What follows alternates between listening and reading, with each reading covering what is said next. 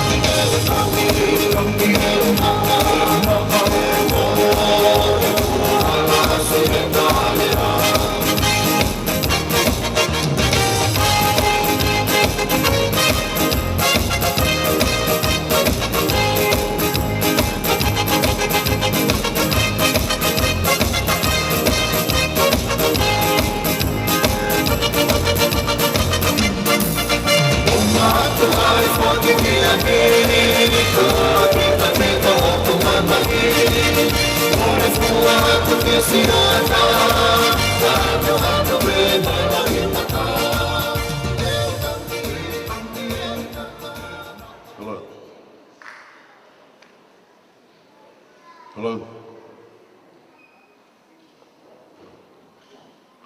Hello. Kore ke uhu whangātu he whakatapu ko o swhai. Kai toku mua ke he motuani ke kamatange a kātoanga o e aho. Kore whakapore more atu. O kamata e whakano nofo. E kamata whakano nofo e te pire i mua. Mukataki pe o ki motolu te ui atu. Ko mohingoa. Mukataki o mea mai ki he te pire i mua. Pakahiri ko ia. Tau toki hoko atu. Kore atu ki he haueki ulu ki lupetea. Kataki o mea mai.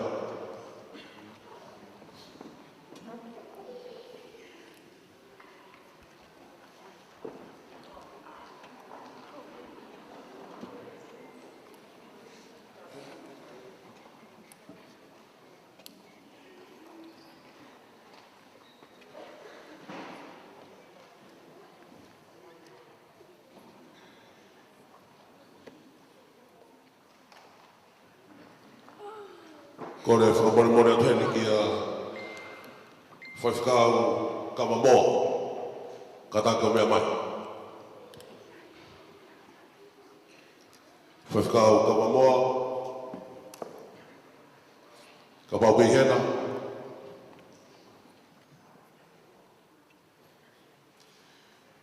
Sa, ka hoko atu. Kore atu ka akakehe. Kataki o mea mai.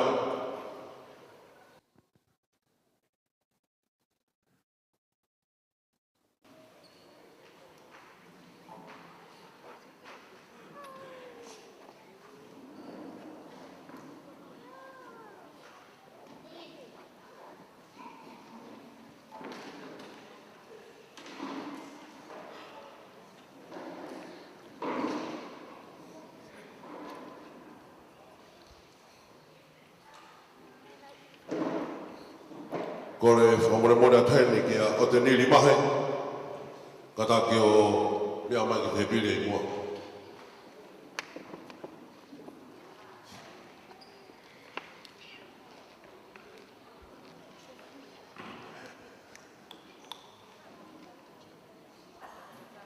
Kore atu hene ki tangata i ki whaiwhakau hene telefoni. Kataka o mea mai ki moa.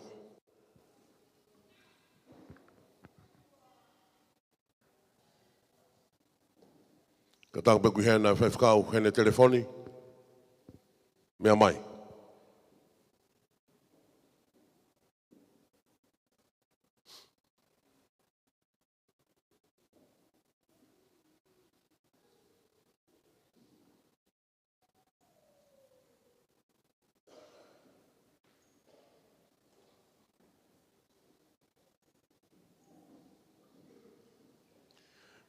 Kataka peku hena afu kaloni hea.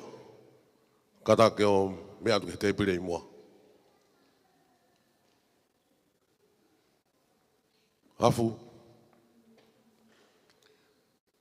Mo kataka whamole mole pe.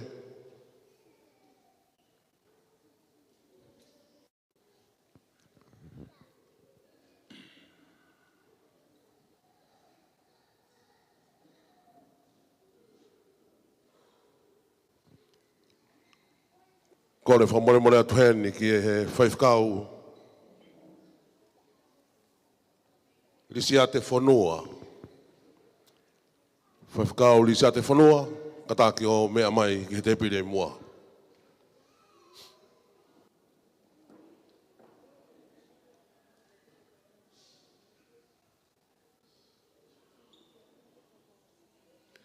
Kore atu heni ki a uheina. Uheina tawhauki, kataki whamore mea mai ki te pire i mua.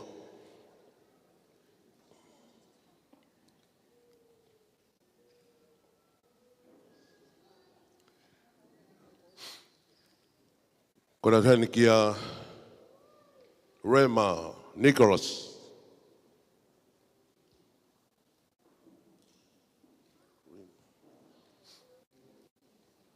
Rema, oh Rema. Thank you.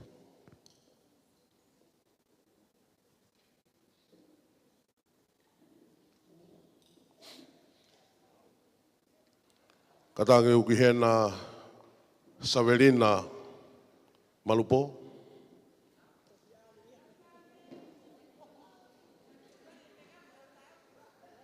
Katang pe sawe ki taitari kai hau taha ke ange. Kore atu ki hea whaifikau. Laki rea e toa. Whamore more. Mea mai ki te pire.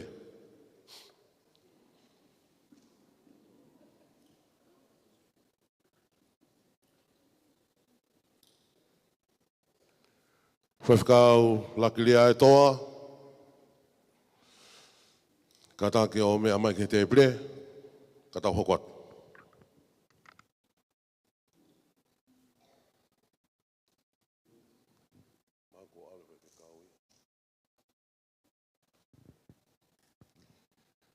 Ko tui pe kua kakat. Neongo koe ke whakakakato he tuunga hingoa koe ni o ku na osi he ku i atu. Kore whamore more atu. Hoi kume ka ainga. Toe toko taha ke mea mai. I hono sea e aho. Ko toko taha whakalanglangi e ahon. O kore whamore more atu. Mo mea hake o longa. Kore atu ke whahou. Mo mea mai. Tai maki fui whasi ana.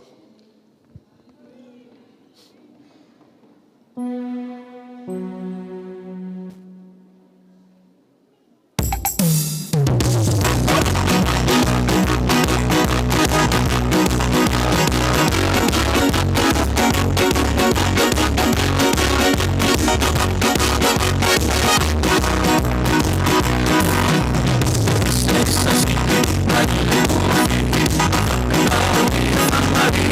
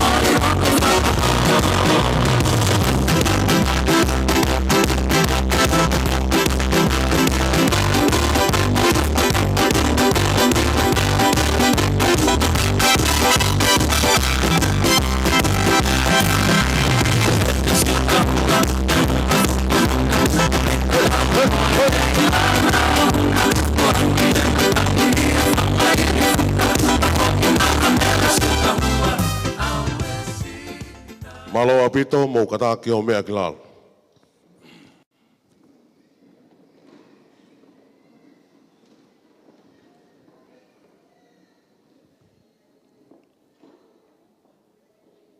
O kor he niki he family o Mariu. Ai a kutupunga i e tau heni i he aho whakakoloa koen.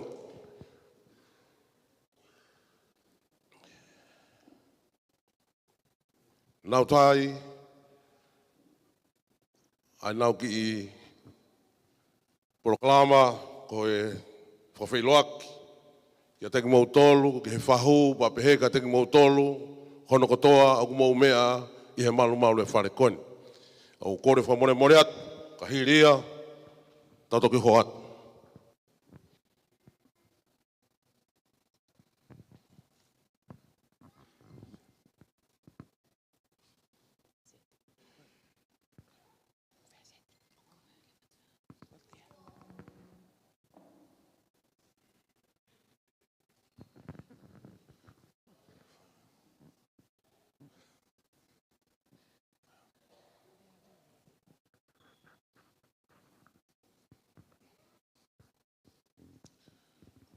Ko kore peke u whatapun ke tolu tahai o tua.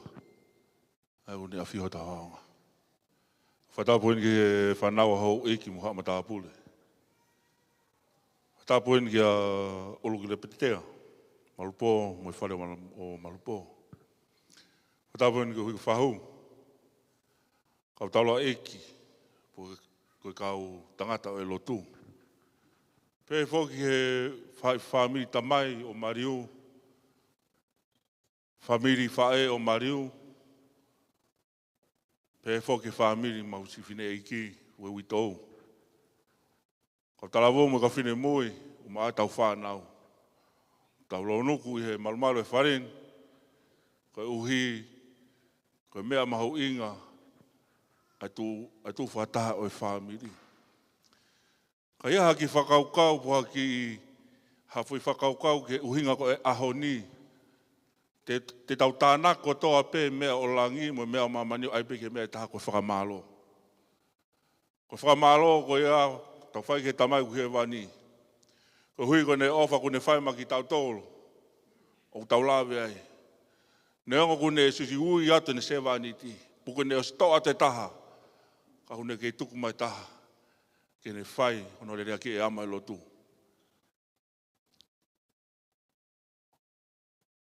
Koe ua e whakamalo o e ahoni. O e tau mua e ahoni. Koe whakamalo atua te ki moto. He ka pau ne kai ki moto. He ilo pe fe ai tu onga i si mea wha eiki. Mau tangata eiki. Nei ni i, nei wha kisila. Nei ni i, nei nau tū i he tafu. Ane maulau ko tō e koe tāpuaki.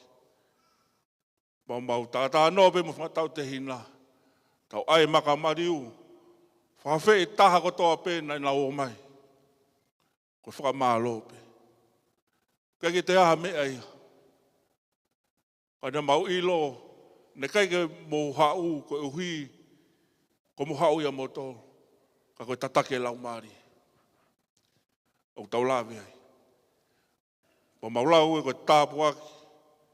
Pa mau fia laha e me whamiri. Ke mau heina ke taritari ki moto. Ko rea taritari pe ko whai ma ki moto.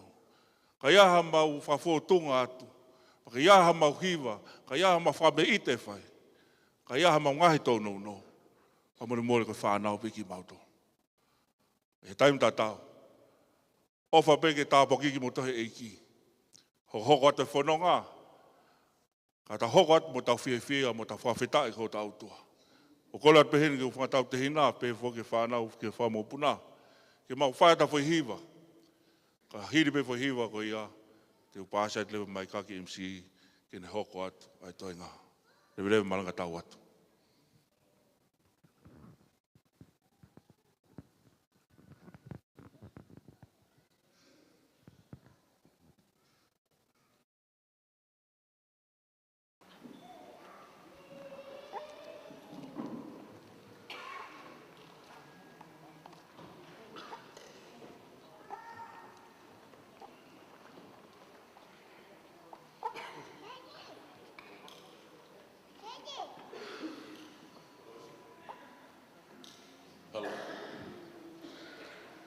Ngofua pe whakapare I he kau solo leo lahi.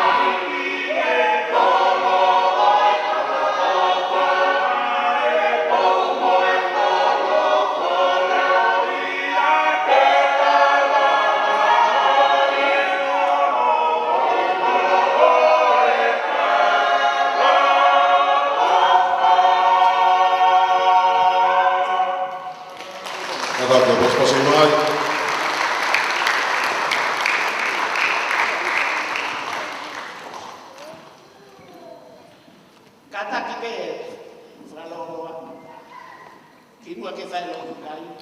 Tuku mua ke whanau ke nau. Whakakahoa e matanga. A vea koe pine o mahi ke tuwhātu pe. Ko tui pe te tau tofuhia ke.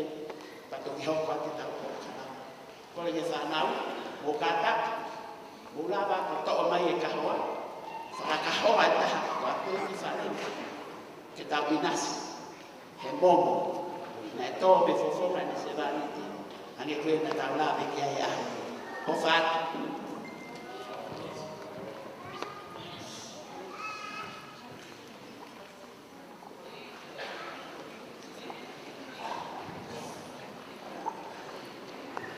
Kone whapare mone ato heni. E ko whatulo ato ke he hoa ki. A pehe ki he whahawe a ho. Mo e haa whakailo a tonga. Mo te fua i he malu e whare koini. Ka tuku mua ke motuani ke whakahau ko atu e tuuni o e whare koini. Ma mua api koini. Ka pau te mo whanong o kurea alam. Fire alarm, mo kataki, exit toae, hanga mai, i hotua. Check, koe whitu te ke alu ki ai, koe Kate, koe matapā a koe i hala, he Robertson. Koe whitu ia o mo mawahai mi heni ki ai, o taritari e buke haa mea hoko. Ua e lao. Ko e mama tapaka. Ka tak whamore more o ku tapu pe ai mama tapaka i he api koe ni. Ka pehe ki he vape. Mea pehe ki he orokaholo. Tapu ke mo mau ia i he api koe ni. Ko e lao e taha. O ku tapu kia ki mou tolu koe na mou tangutu i mui o whalala he matapā exit koe ki tua, o koe ke ngofua ke mou tangutuai, o koe ke ngofua ke mou tuuhena. Mou kataki, kumi maha te pire, ke mou mea ai ki lalo. Lao e taha. Ta awhiho mou whanau, ke oua te nau mau maui, ha mea i he whare. Lao e taha. Koe tau bathroom, ka taki tau hiange ke maa. Lao whakaosi, mou fia pe i he eiki. O te mou fia hoha na mau ha mea he whare. Paka hiri ko ia, ka te aha toi mea, te utoku whakahau ko atu, a o kore atu e tā mea, tātā i mai ki whiwhasi. Malo. Huni e lolo ahala e valu. Fai anga e tari whekau. E mekina e loto ni kisi o kahau. O se o vava una a te lau. Isi e la lau i vavaru. Kakalani o si e te tukunga manatu. O ngai e loto ni isi o folau. O fasi di puara telefosi. Ma per folau ai universi. Si la si akura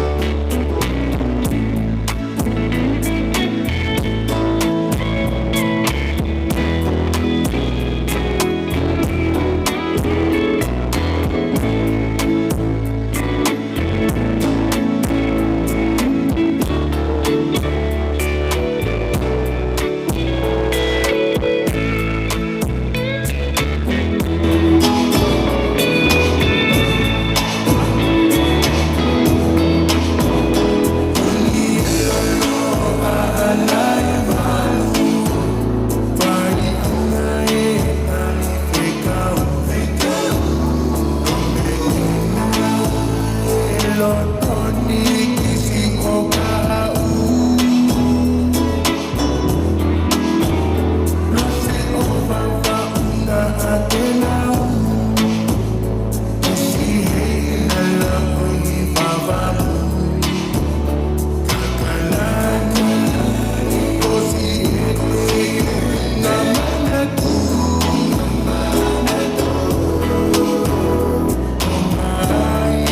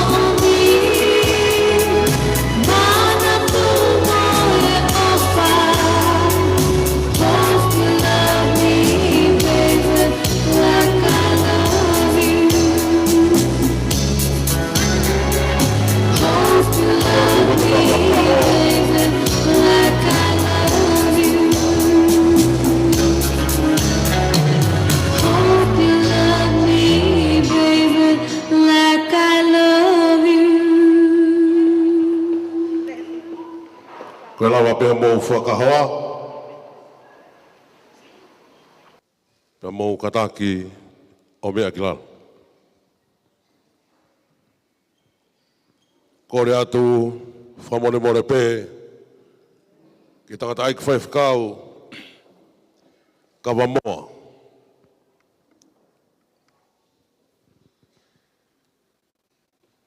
Ke whamone more pē o whaiange e tau lotukai. Ke tūku hatapuaki e tau mea toko ni, pe ka hiria, tau toki hokat. Malo.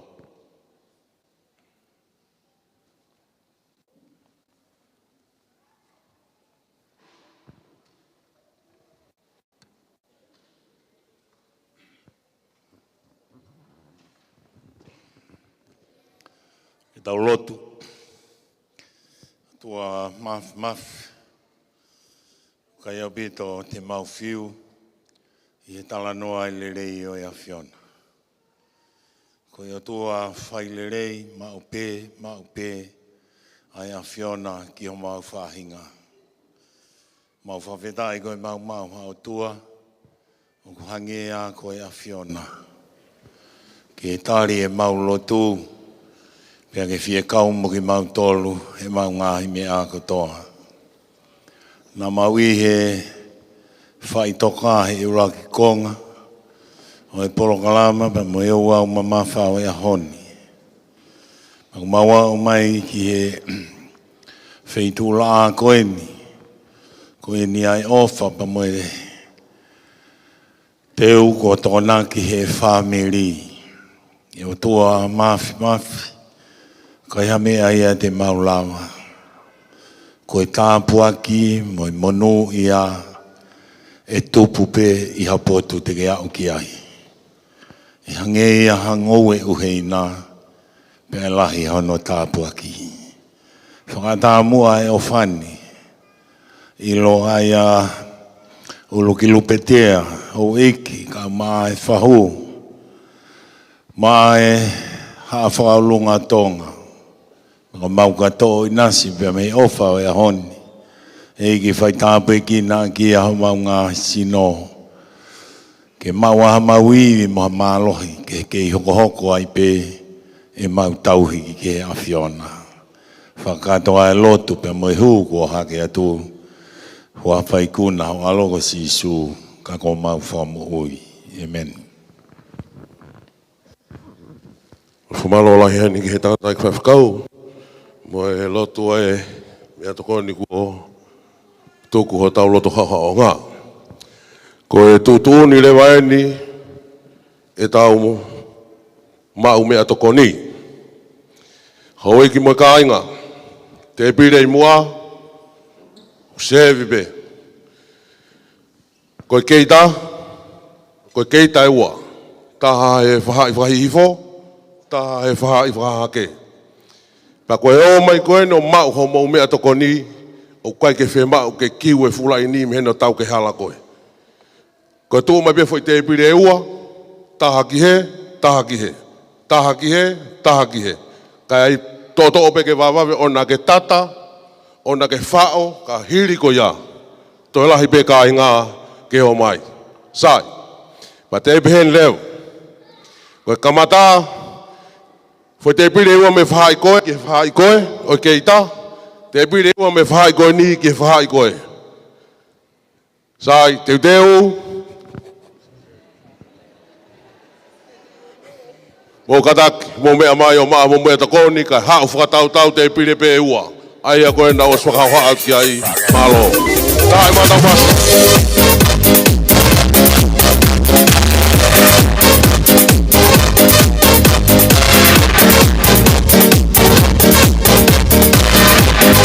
Kataki, au yake te pire ua, apasioato kutolu.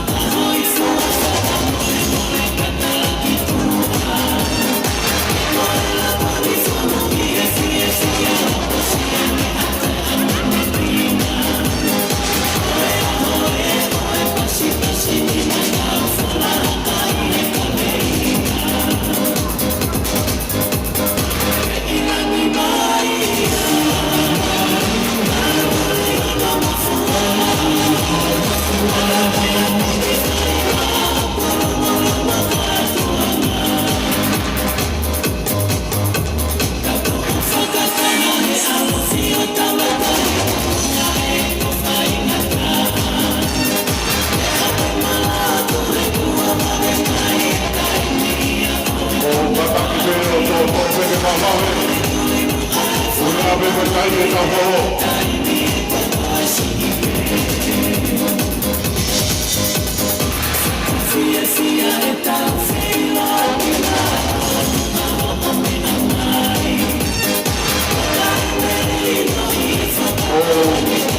Pega te meho, pagaiwa. Kopia ta moni, o wahu pampawa. Ka whakore me ka koutou wani he, ke ka. Ko o pe ke mawawe, ui ngā koe tai me horo.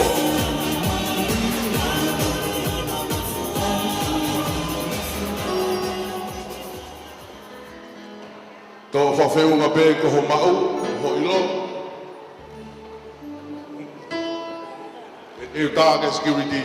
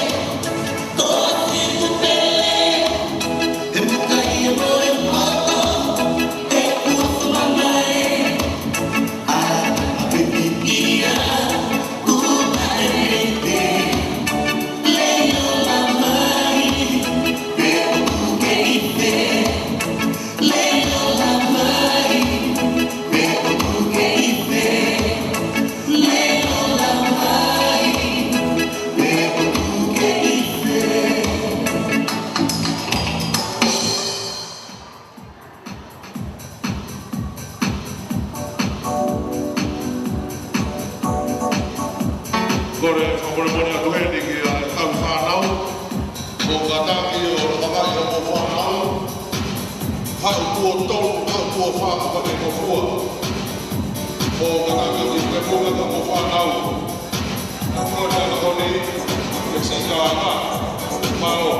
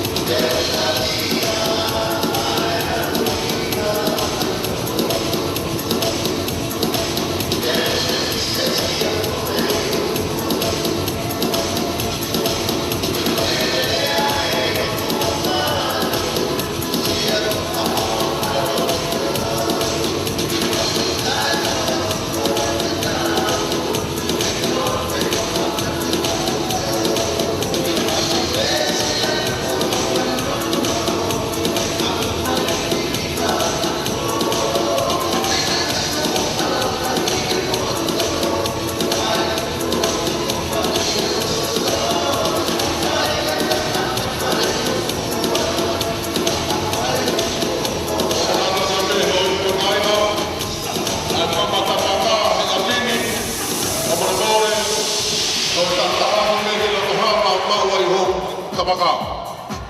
O ana takai ato maa koe ka maka. E u whakaiwi i le koe ka maka. Ai ke tau whē mahi noa.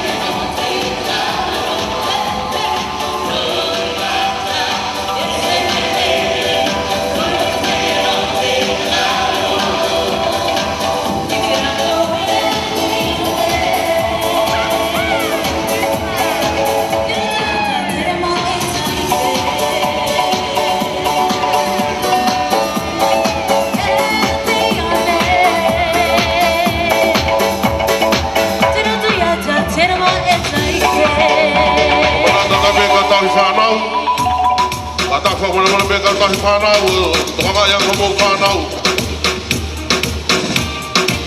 Ore ata pēne ka mama na maka, mo kata ka mea te ki hala.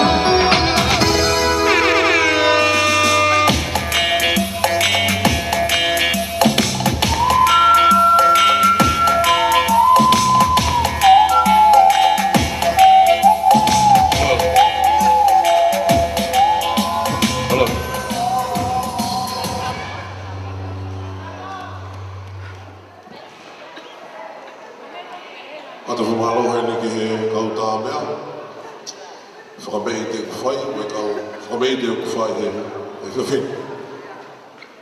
Kore whamore mori atu hene. Kalo pe ilo e hoe ki, a pehe ke whau. Pehe ke he haa whakailonga tonga.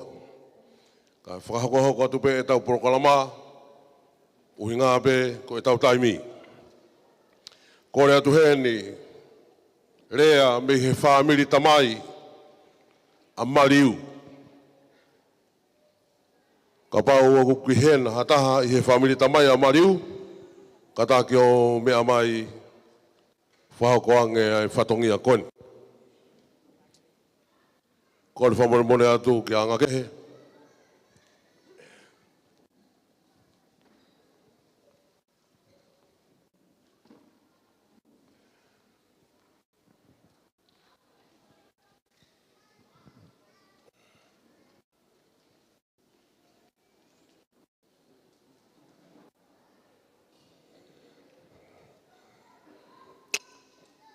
Kore peke u whamalumalo atu he talaka kato e whanua mo e lotu.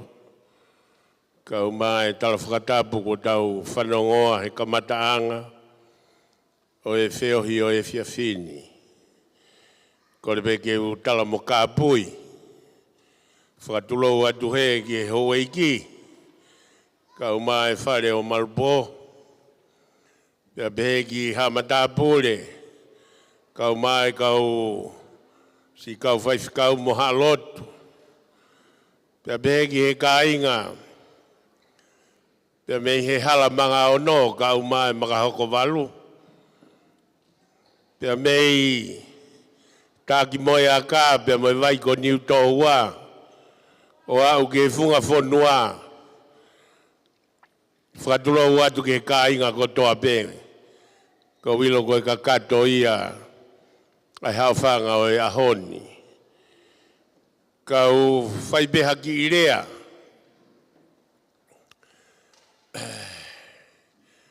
Pea kou kore ke u whakatulo atu ki he tangata u tau iheni he aho koeni. Whai hono whakalangi langi. Kou ipe koe a whio ai otua i he tamai o eiki koeni. Ko ki rea te uwhai, o guanga peheni, ko ki rea e ua te uwhai ai a rea, ulua ki pe ko mariu pia mo tua koni o whao haa, ko malere mai pia mei tahi. Ka te urea pei tahi. Ka te ai atu pehe mamaha ka toki wakai, ai kau mea e te na watu ki he lolo tō mo e moana. Koe ki rea koe o kui koe whirihia mo e riri. Koe ki rea e taha koe tai lolo.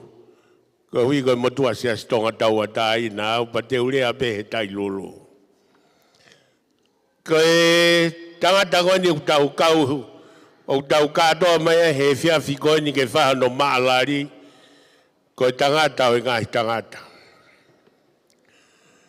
Pea koe pehe, koe tangata koe ni, mou mea i pe, ka tau lau te whito ki he uitou, ka maa e whanau, pea pehe ki he whamiri ko toa.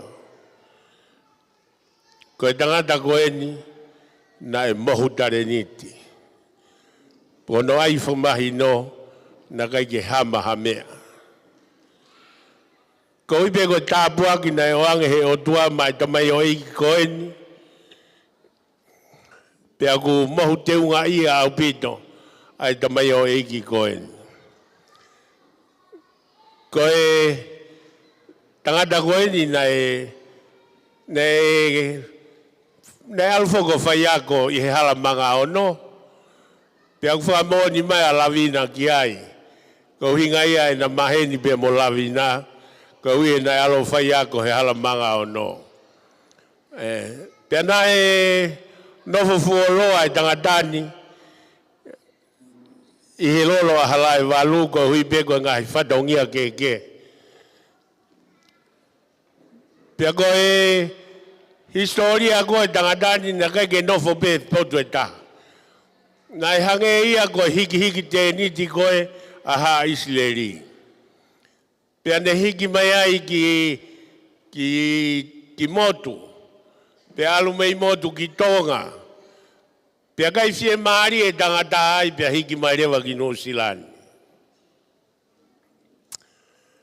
Ko inga be kulawe ki ai ko hiko ki irea ko koe e whai ai harea. Ko e whirihia mo e riri. Ko rea ko koe o pehe ko koe mau e riri mo e loka. Ko rea ia e kau wai palo. Pe koe kau foi. Ko e manako peki he e riri mo hono whakawhawha mo hono momo na. Pea tala rewa ia mau e riri mo e loka. E ko hiko e nofo anga o e mea tahi koe ni o ku nofo ia he feitu koe o ku whasia i e pe au. I he haka au pe koe ulu. Pea ku lahi au pito, ko ia koko ku ne fie mau ke mau mea ha e riri. Pea ku ne alu rewa au tau tai. He potu ko ia.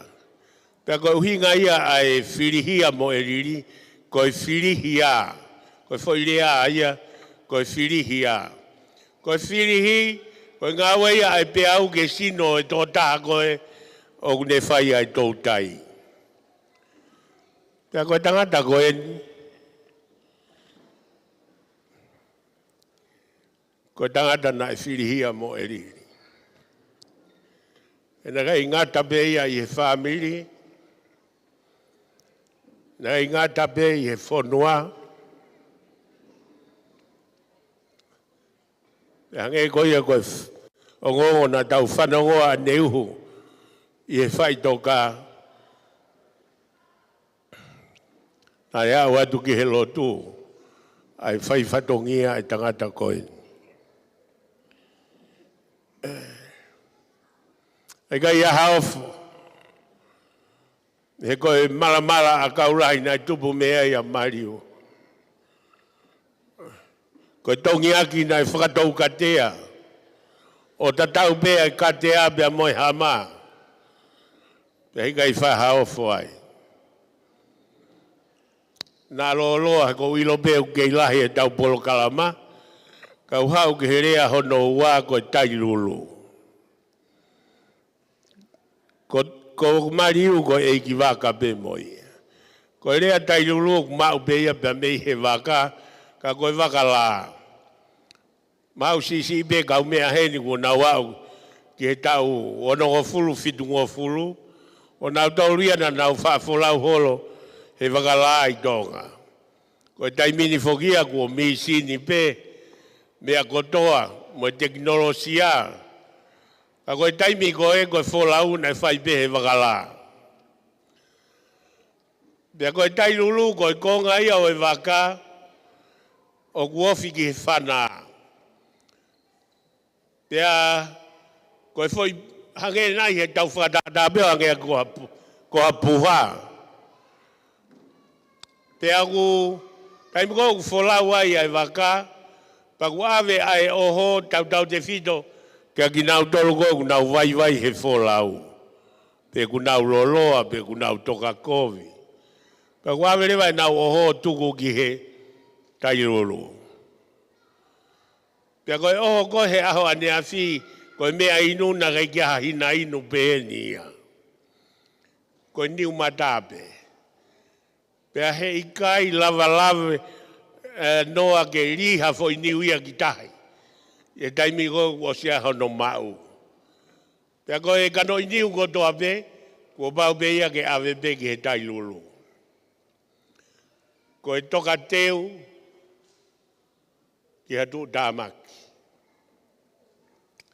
Ko e tailulu ko e huu whangaanga.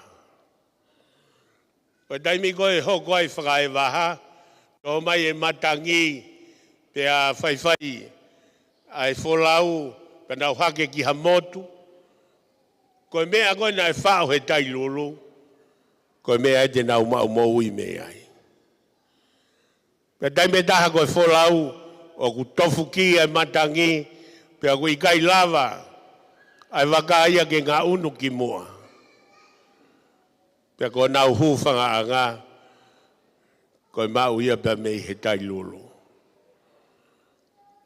Ko ia, nai hoko tangata koe ni, koe tai lulu ia. Nai unga kia i e whamiri, nai unga kia i e whonua, pa nā moe lotu nai unga pe kia i. Ka taha mate pe, ai huinga nane hoko ai koe tai lulu. Ka ui nane mo ui aki. Mo ui aki hano eiki ko sisu kalaisi.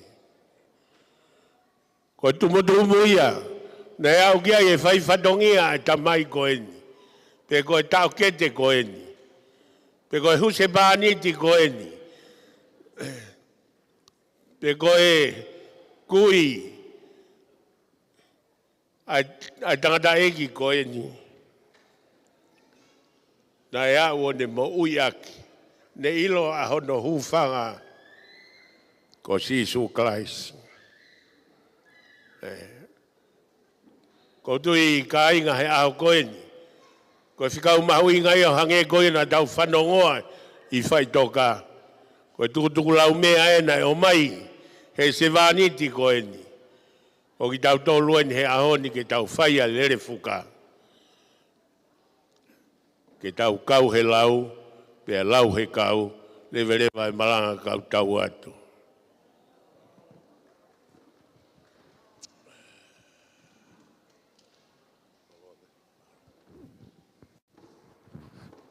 Watone whakamalo ki he rea maari e whakahoko me he whai tamai a Mariu. Whakamalo alahe ki a angake. Koe tau ai temi hoko mo kore whamore pe. Ka tulau pe ki he haueki, pa pehe ki he whau. Mea, ai turi pe e tau ngahi porokalama ki he tau taimi. Pa hiri pe ni, hoko mai. Ma ulu ai whangamokopuna a Mariu pe ka hiria teu mai e tālunga e whahu. Pa hiri ko iau pa tau toki hoko atu. Malo.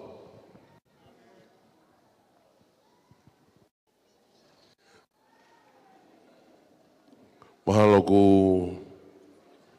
ilo mea toko. Kota e DJ, tai maki fui fast. Oh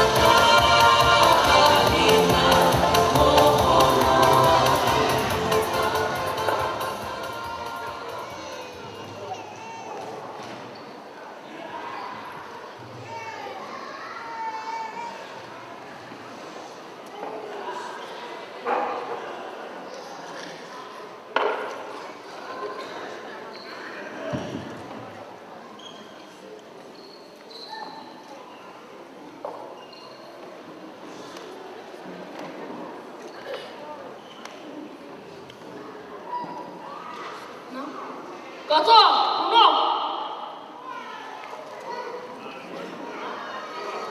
Terang.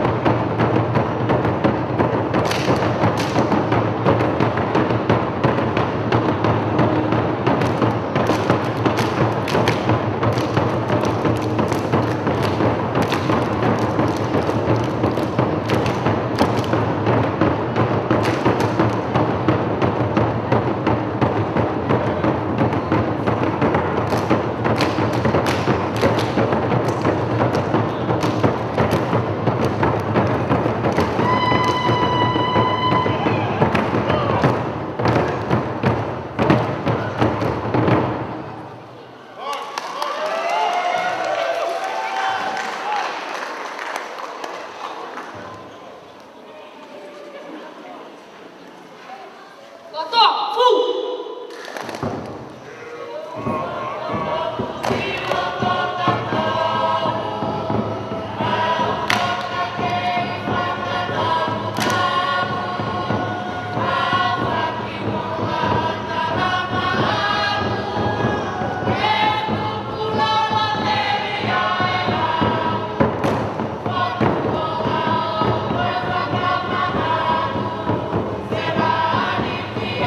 Okay.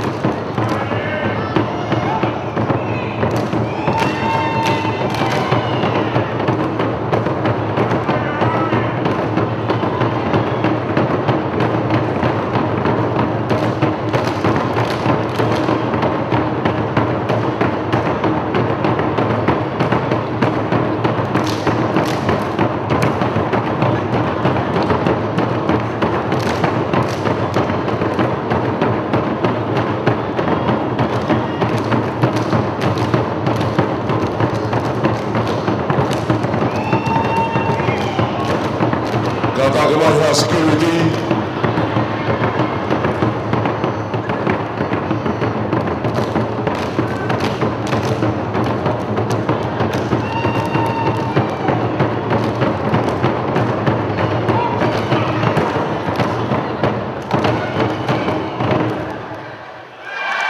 Kada ke pas masa ini ay maulu.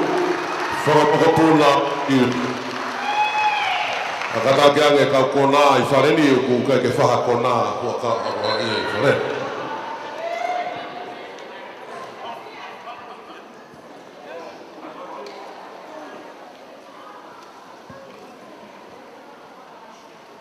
Hiri ange ve ai maulu uluni te te mai e tālunga ai whahau.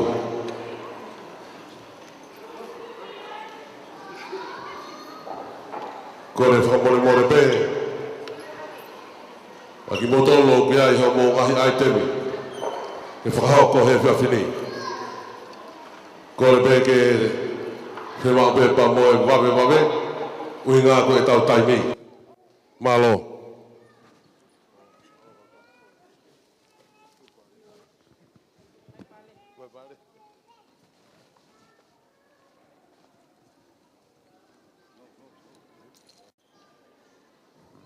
Katak DJ.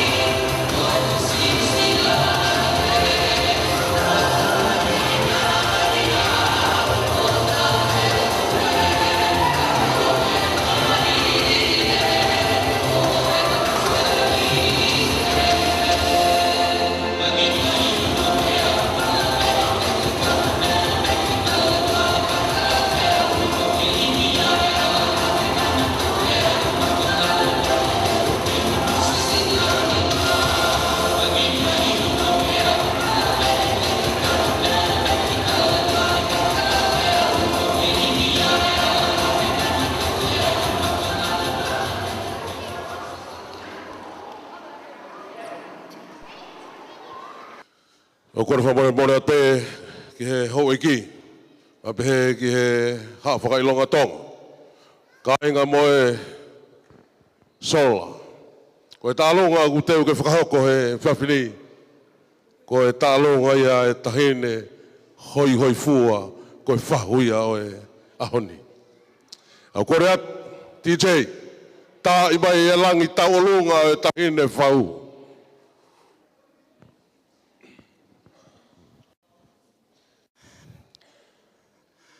Kole ke hufanga he whakatapu ko ose hono whai, kai ata a whainga maali e ko eni, ke whai atu peha ki i whakameite. Pea mo oni ai lea o kutaka i ho tau whonua, ko e mea whakawale he anga ko e masiva. O ku masiva hoku ni ma, ke whakahounga ai ofa, pea mo e tokai, ko mo whai ki he ki i whine motuani. I he aho whakakoloa ko eni, ko ilo pe, ko hoku tupu a ngā ko e sii. Ka ok hounga ki a te au, a ho mou whakalangi ok whai, i e aho ko e ni. Ko i ki teki e whakame i te, ko i ki tola pe e taha awhe. Ko kole atu pe, ki he hoa o whaanga o maliu moe ao ni wawhe, ke kātaki o hau o hui atu ai pale ko e ni. La vina ni wawhe, whakamole ke mea mai.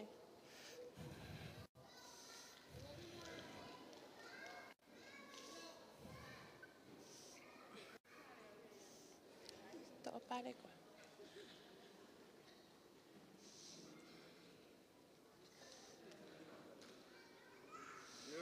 Ko ia pe malo.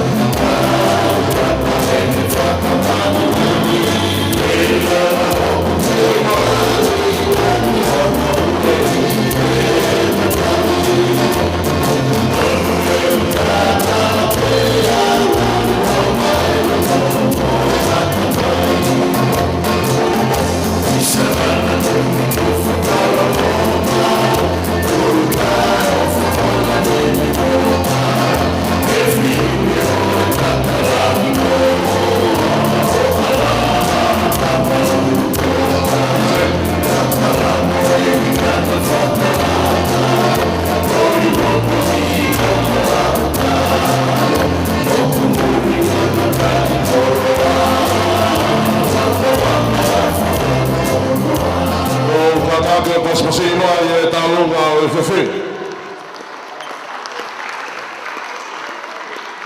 Kataki, ko tau ai temi hoko, ko wholoso ia me he siasi mama fo ou. Pekahiria, teu mai mo e talunga e mahe.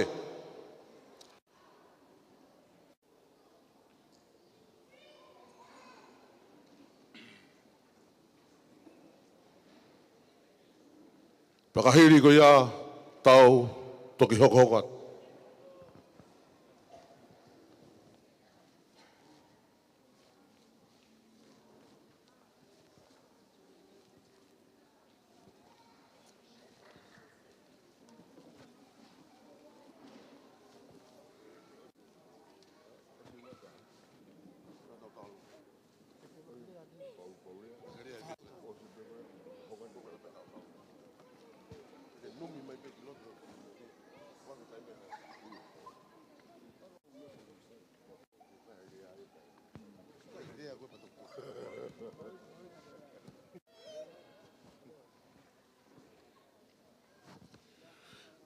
Mo kata ke o pasipasi mai.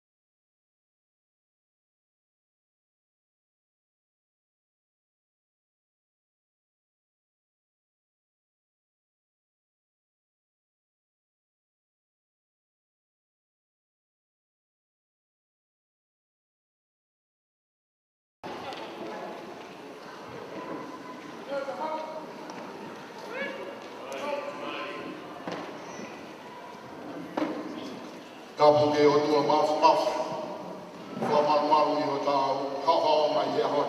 Aho whakikoloa ene, whinangalo o tua ke tau, i e horo ko ene, whai no whakahiki ki. Tapu ke au i, tapu ke whakikau kure o e wāhengana. Tapu ke whau, pea kōkore te hūwhanga i e tala whakatapu e lotu. Pea mai whanua i e hoa tākoa ni. Lau koe tāpua, pea moe monu ia. Motua koe ni, pea kou whawhetā i lahi au pito ki he uitou, kau mai ki whanau. Kai ke lau koe whanau paia. He kuma uia siho, pea koe iho tau tau. Ka kou lau koe tāpua ki he whainga mani, omi he o tua, ke mau i he ni ai, ke tau kau ngā kau whakataha i e. Te mau whai anahi ai tēmu, pia mua hiwa, koe hui koe whakahonga i ai ofu, pia mau tui, hange koe mea nā e lawe te ai whahoa anu nai, koe i heni pe ke whai e whakawhetaia, mo anu whakamaro i ai o tua. Ai tēmu rak te mau whai, whakawhewhia, o whakawhewhia, koe tau wheiloa ki, i he lau maari o e ki, mō mea mai.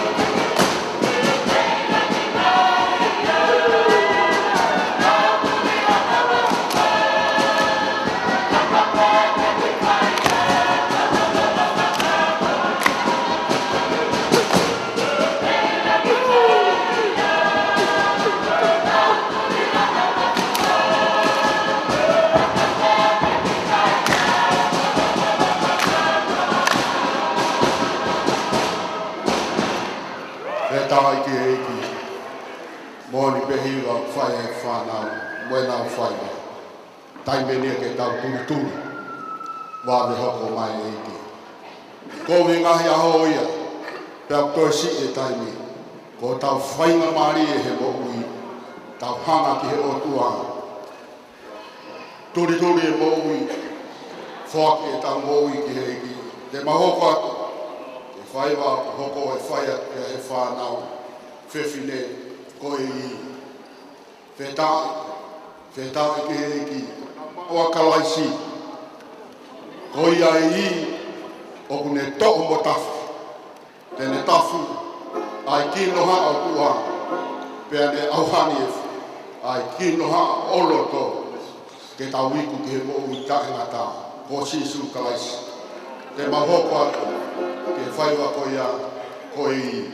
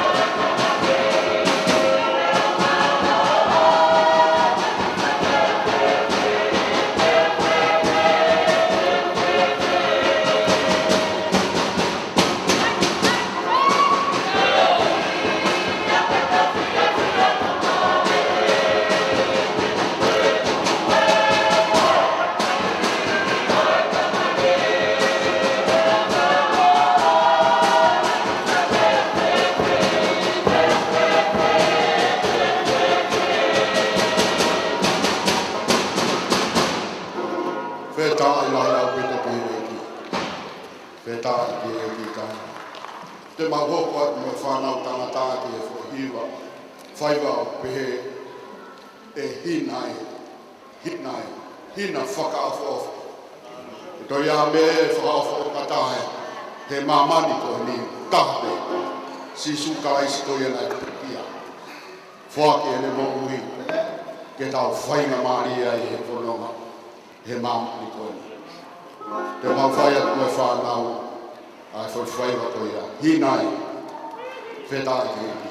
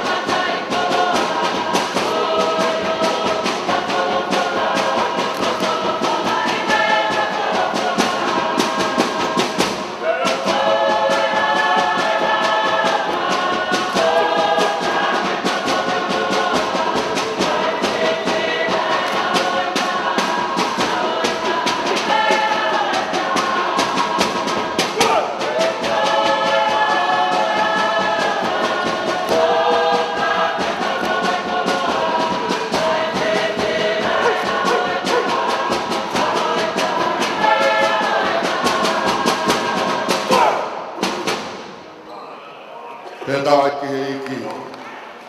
Toi e hahina. E toi makehea. Ka koe koia nai funga kolosi ka iwa. Sisu karais. Fuaki. Koe uhi. Pop tautolu i he hou koe. E mahoka atu ewa. I e taurunga i whai. E whanau i hou koe. Whawhunua e atu he taki o e. Potu ngā e tau hou. Ofa mawai. Ki mua ke whai nei. Taurunga i whanau. O kei peheni o ki tek tek. Pea ko kore whamore more pe. Ki a tap. Malpo. Tap. Whare tap malpo kakati. O lava mai ki wā. Te keanga o ate ki mea whakoini e whanau. Honga ia pe whanau he tau. Nā o whata.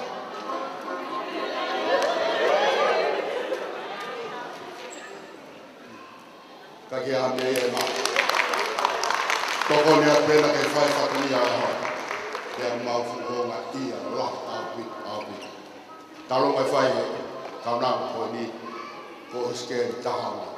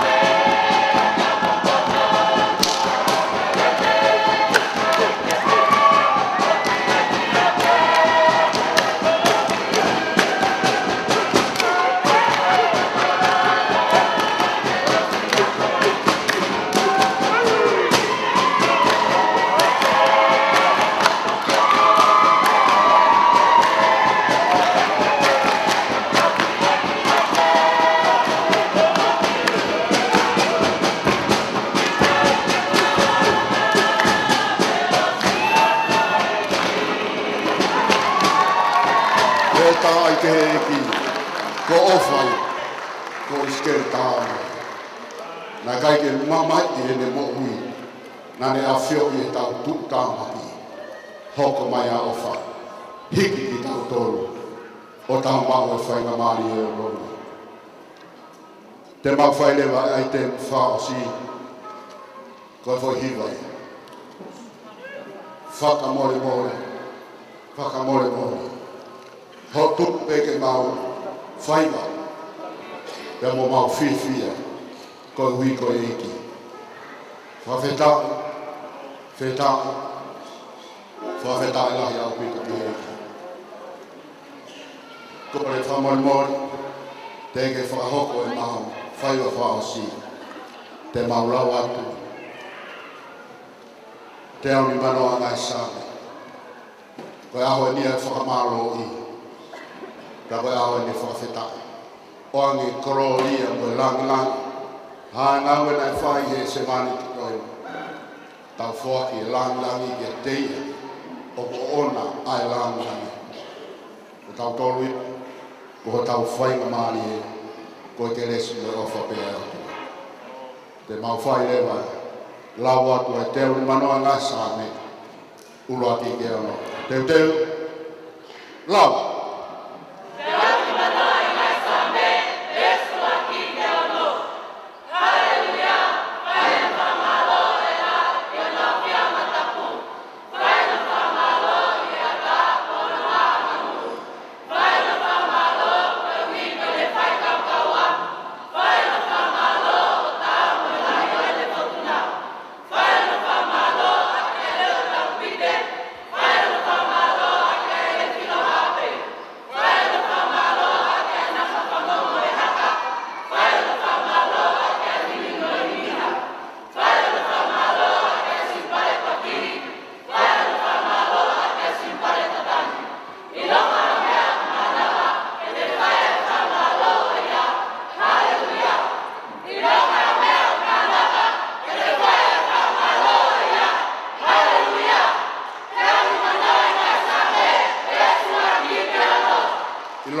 Hame o mānawa, ko e tau ngāue, whakalangilangi e o tua.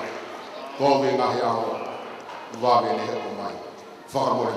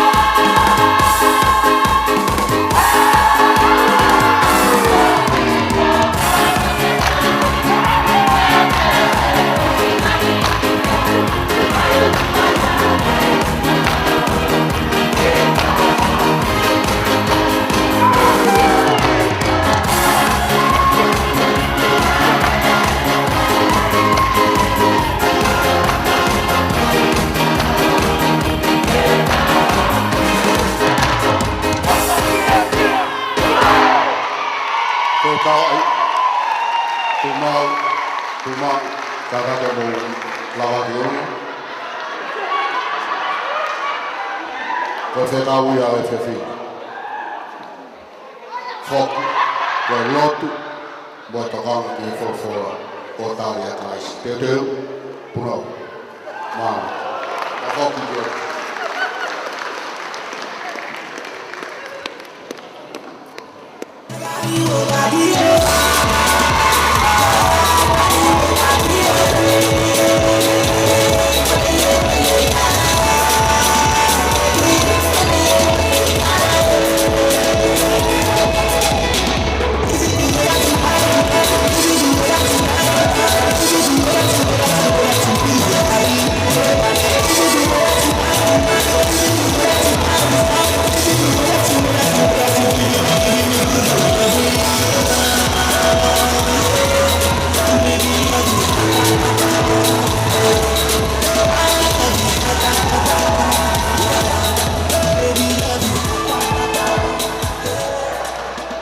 Pato e whamalola he niki he youth.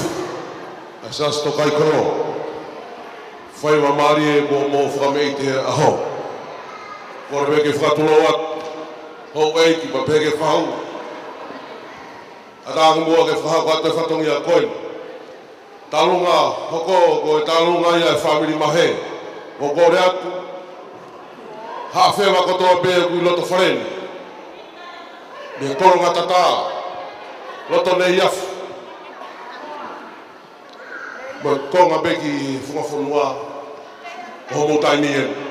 O mea mai. Ka kahiria, ma ki hua ai, te kōreng he ni ki he motu a mahe, o te riri pahe, te le whahau katoa i pērea. I he rau tarunga, mō katako mea mai, mahe. Tarunga.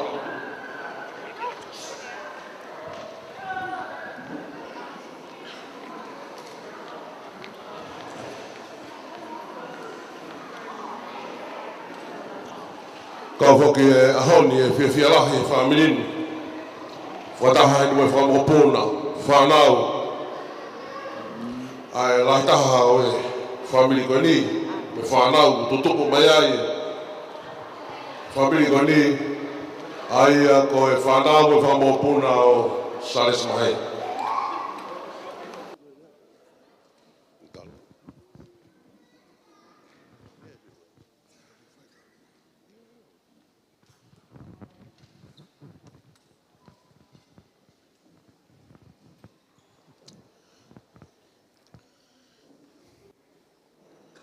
Whatapuki he awhio e o toa i o Taurorotonga. Whatapuki o iki ka maha matapure. Whatapu atu ke kau tangarai whewhekau ka maha loto. Whatapu atu ke whahu ka e maa e whamiri tamai a Mariu, pe ke whamiri whae. Pe moki mautoro kotoa pe ku mea mai, ko hi ko e kātoanga o e maka o Mariu.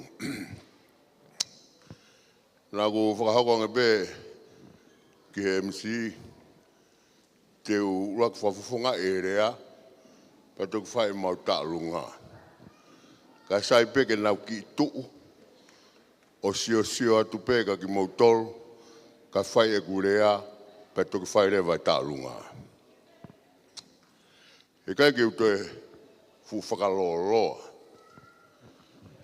Ka te uaro au ke mea ko tokanga ki ai.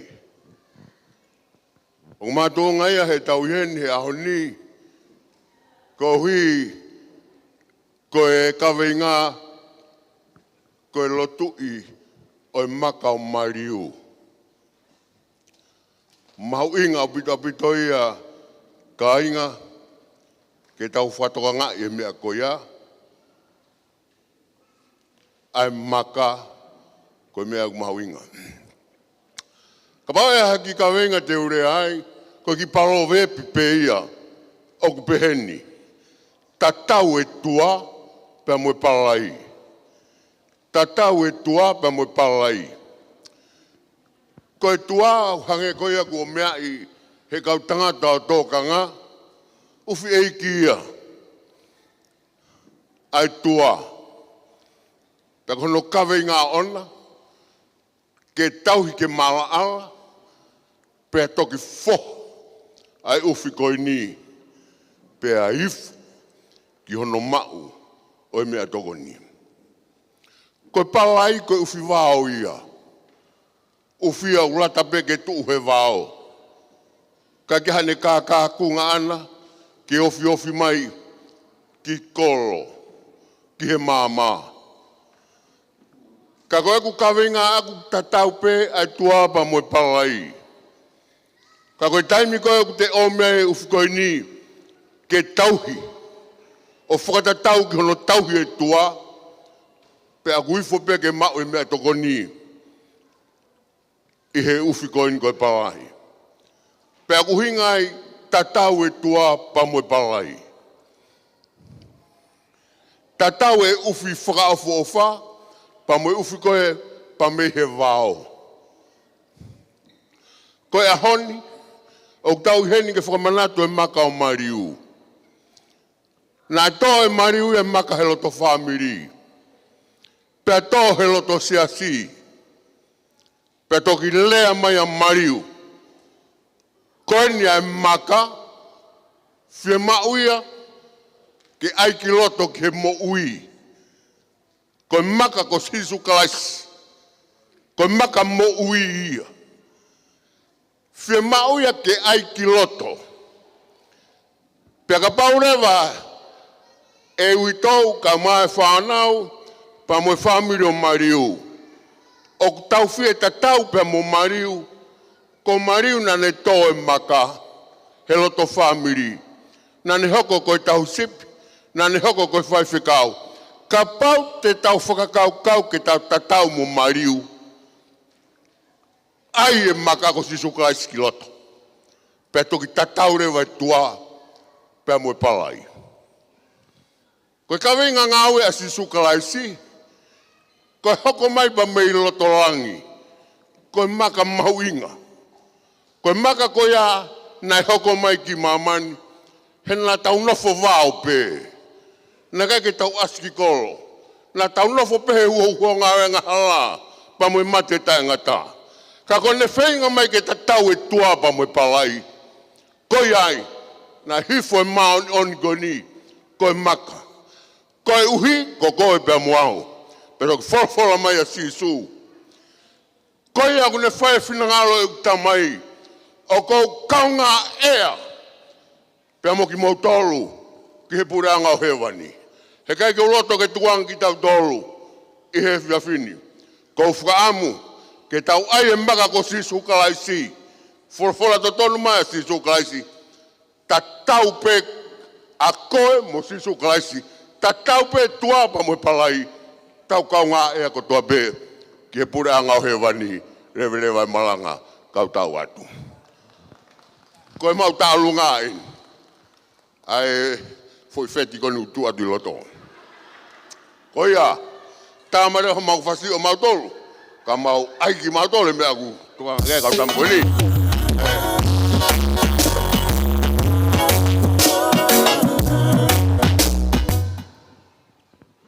Ko le whakamore atu. Ko le whakamore atu pe he tō whatongia. Ko le atu ki he witou. Lavina. Mea mai. Hu iange teki e foi tolu i. Pere nai te kona i loto. Maku mau kore whakamore atu. Kai kia ha mea mau. Tau lawe be ahoni he makakoloa. Ko tau whanongoa.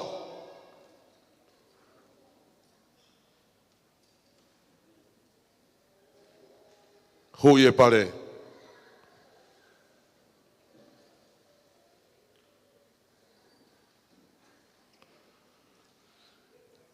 CJ, hit me.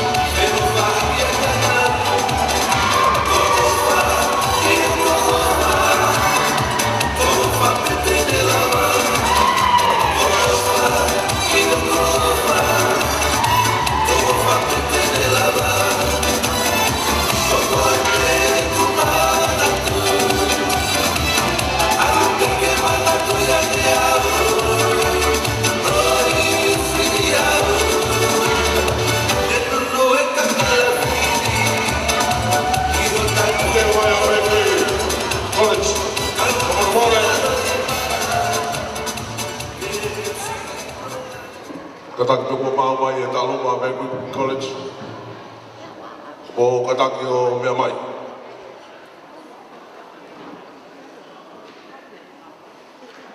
O kataki o te hui holo ke lue holo MC na kauti e MC tani.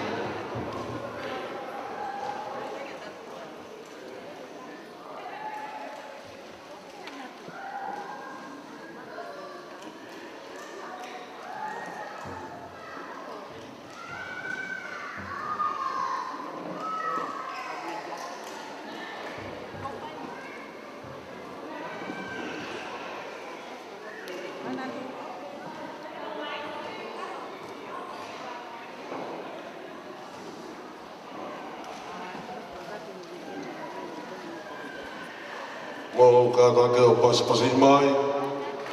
Talunga whahau ko e whawhini.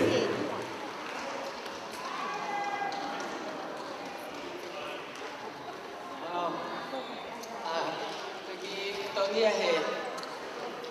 O teo ke mau whai kia whini. Me talunga he.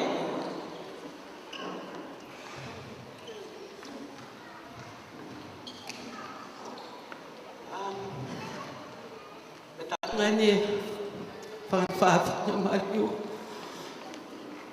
Vamos, no te hina pe o toi taha pe ko sa.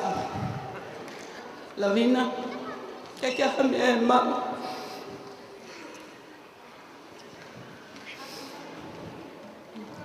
Ke whakaamo ke paki mai mahina ke whakahia. Ko ki tola pe taha whe.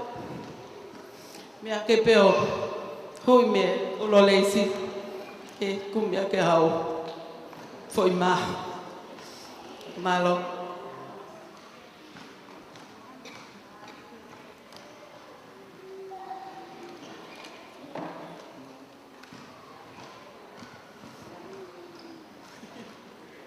Mariu ko ilo pe ko foi o fa angape ko o fa lahet ko ta me fasi kata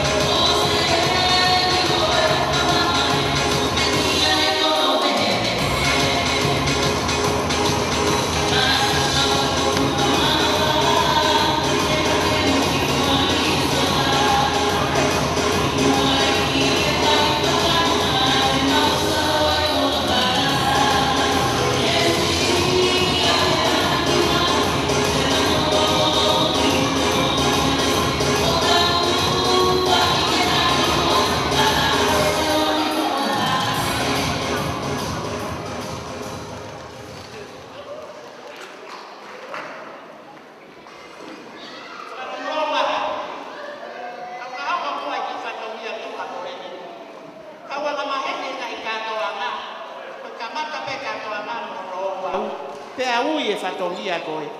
I ronga koe koe omi koe me le matua. Tuku pe me aia e ke whahatoka ngā ue i ki ai. Kai ke, ko kai ke toi le matua, hange koe lawe a tuna ke, ko la tau he riku hanga vare. Kai ke, leo po, motu manoa e kuru pe. Toka atonga. Ko hoku whatu e.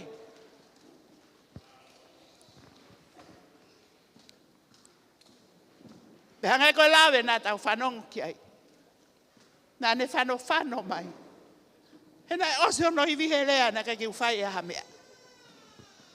Kai ke, kai hangai koe lawe, toki mapaki e whaa. Kai ke koe ahoni, alahai e loto langi. Koe whaife ka u koe kakala pe. Koe marangai e kosperi, koe koula ia o i tāniti. Koe tahai ane te whito i ngā ue. Koe marangai e kosperi. Hau ke taim, kai ke kei lawa, whainga peke alo whai ni ngā ue. Kai ke kou lawe he whainga maari e ko ia. Kai tuko mua ke whai o ku whatongia. Isa, kui heni pe o ku whamiri. Ke whai e whatongia ko eni. Ke tuku pē mua. Ke whai whatongia whaka osi. Mariu. Tuku pē ke whai hoku whatongia ki au. Tau ene taha o alma. Kari aki au. Koe ahoni. He tau ko osina e tanu ai. Te whanonga alo pē weekend me te whakaana aua.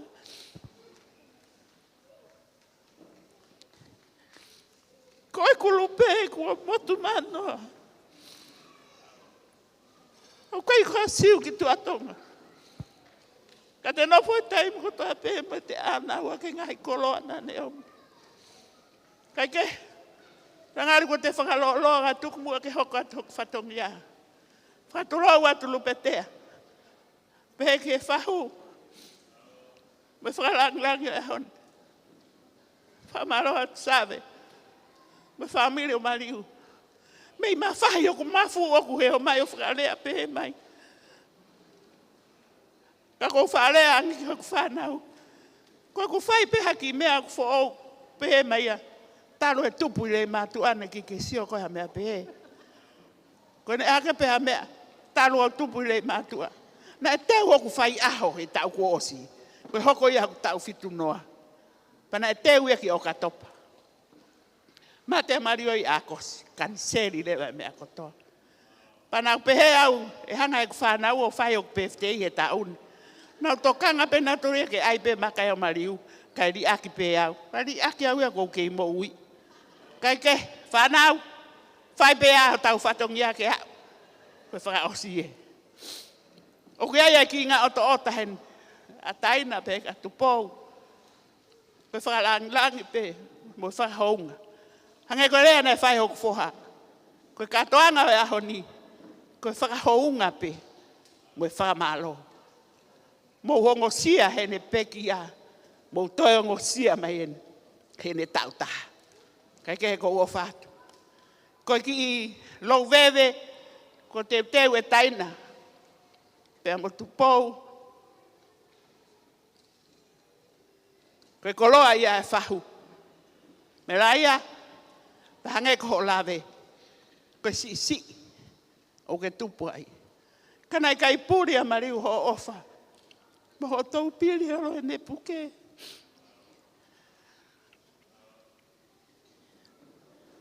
Whakalau noa e taimu ko toa pe. Ke whai ka me laia. Pea hoko he no maka. Ta mai e whanau. Mai pea me laia. Si ai ha aonga maliu ki ai. Ko huinga ia e ahon. Me laia. Ko lau vewe koe ni. Ko mea ofa pe ia. Na kai koe mea na unga we. Koe ofa pe ia. Pa ko mea bena e totonu pe ia ke pehe. Ko ofa at ka koe. Koe ke ha keke. Koe tau keke a le matua ngai aho ni. Koe pa neono pe. Pa kutai e pa neono kai tohe la tao. Ko hono mau mai pe kai leva. Pa ko hono kai pe ke osi. O na toe. Koe mea ofa ia mariu aho ni. Ko neongo e ne ui haka. Ko manako ia he pa neono. Kai ke whanau. Mo mau tau hi mai ofa haka me laia. Alamanga ono he koa we, kosi e te hau noa we. O tari koa ki a te koe, o tari koa ki a te koe.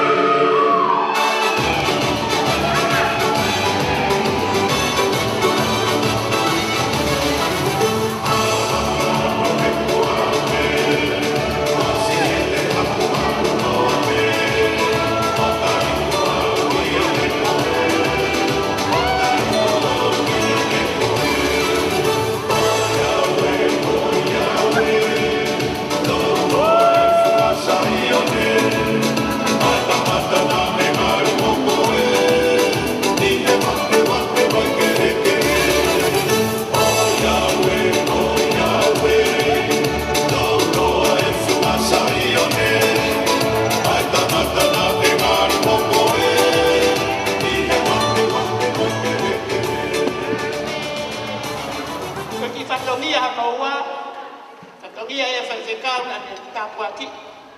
ai maka o mali ya no ni ta ki ni ala ko e se la fa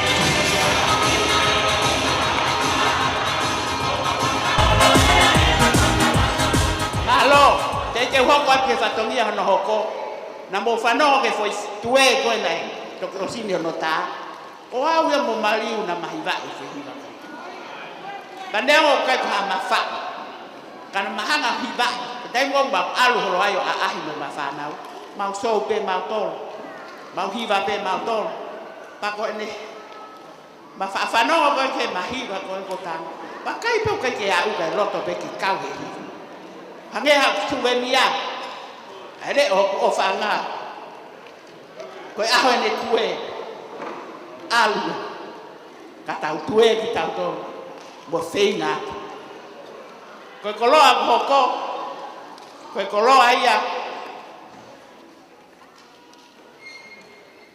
alu petea famole mole pe lu petea ka ke wilo ke me amai kane wilo na ke me amai na upuna pe ke tereria ke ta me amai ko wi na ke wilo awe ke me amai tu pe mo aki lai lo akau falang lang ya fa nau na au nga ko tu pe ko souvenir ya kamari mo ne fa nau ki falang lang ni pe ai ho e ki o uya ko ya pe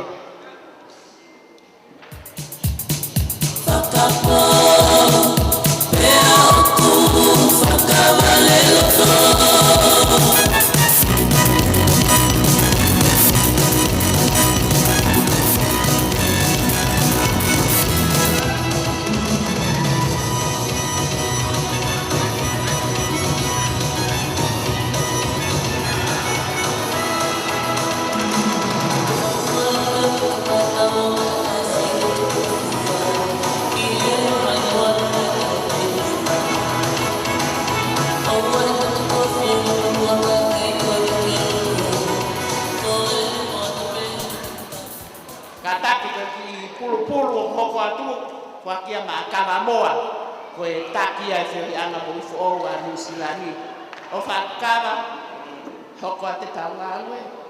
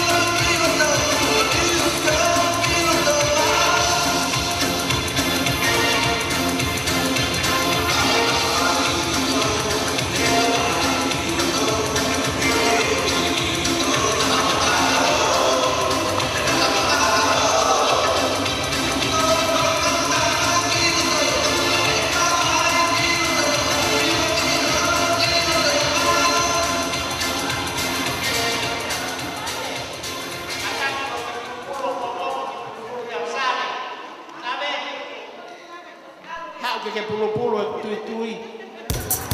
Leo mo pese patata kana elarana.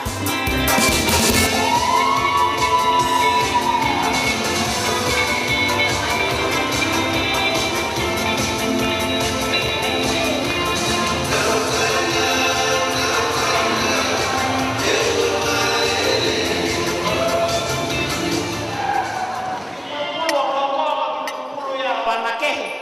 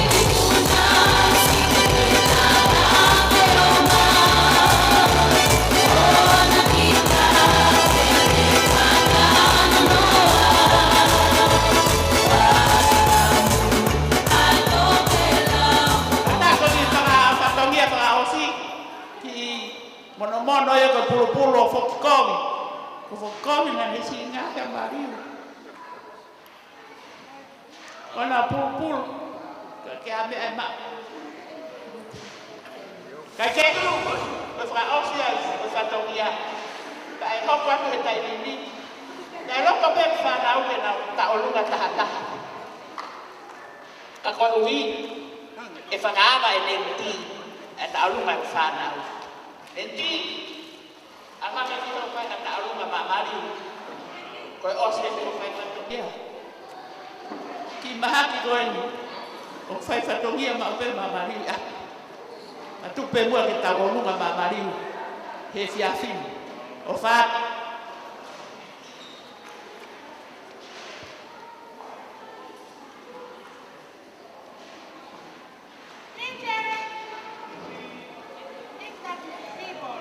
Tau me a fasi ko di se fine tau runga ni ke te te.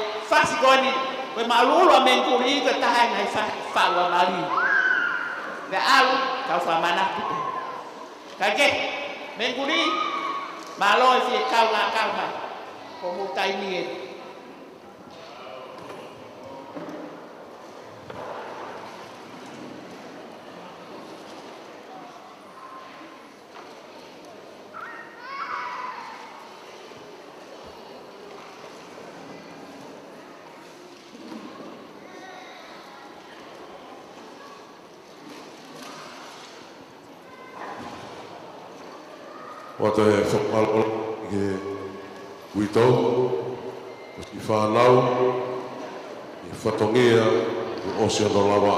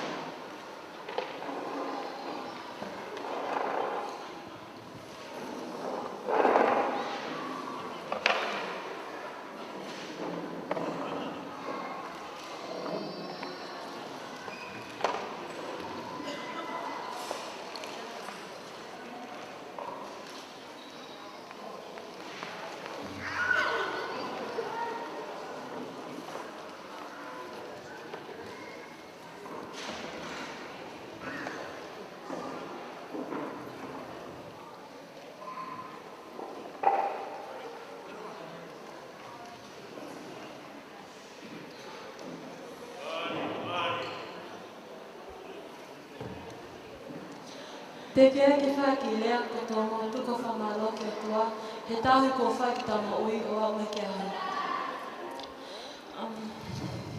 Ka tāki ange te ora whakaparang ke o hina o kape kape. On this speech, this is behalf on our Punake. We thank you for having us of our Maori Ulu. And this is not all of us. To be honest, we have other students, but they're busy right now. And hippies enjoy. Malo.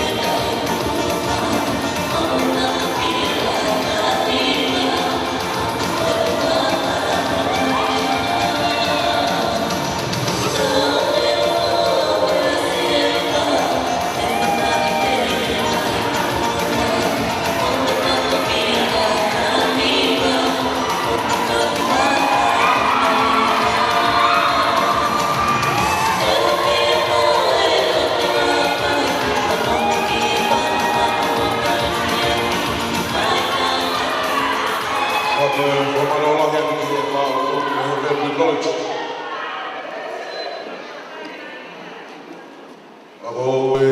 kore whamara mole atu heni. Tulo watu peke hoa ki, pa peke he whahu. Whahu kua te ki item i koeni. Ka kua kore nga peke he toko tani. E ne whakare atu item koeni. Malo.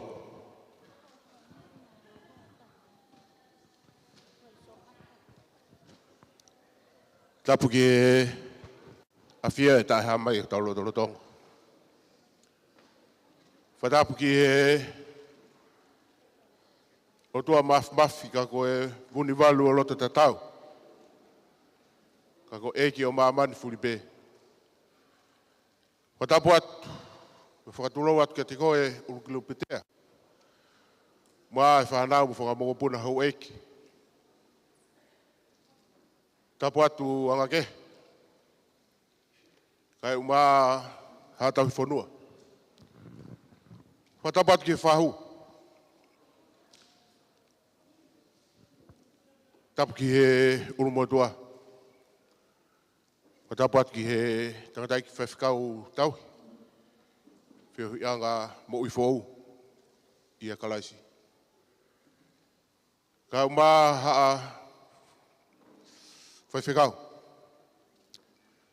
Ko kore moa ke u whakatolou atu pepe mo e tala ao kuo kāpui i he whewhini.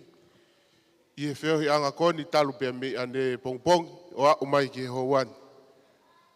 O ku kei toka ringo ene merinopa mo ene keresi ho tau loto ngā. Ko hi koe aho whakakoloa koen. Uruki lupetea.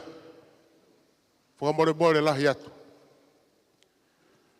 Koe anga whoki e tau ngā ue mo e tau whiohi whakatonga mo e tau kātoanga mo hawhai ngā whatongia pe o ku whai ku pau pe ke whahai ua. Kuia e whahai e tangata pe kuia e whahai e whewhine. Tare u whakoutua neuhu pe a umai ki holoni.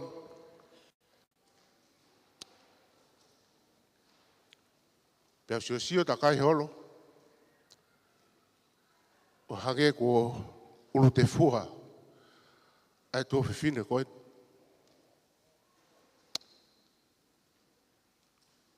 Ku maalari pēa, o tu kine ki nā ia pēa mohe, maka hako walu. Ka whewhe nai. Asi i waifi. Na e whakambo on. Kena taha pe. Kena tuu. Kena whakambo on. Pene ako ko whakamaa vai. E he otua, he koe mea. Na e whakotuu he otua. Ka koe ahon.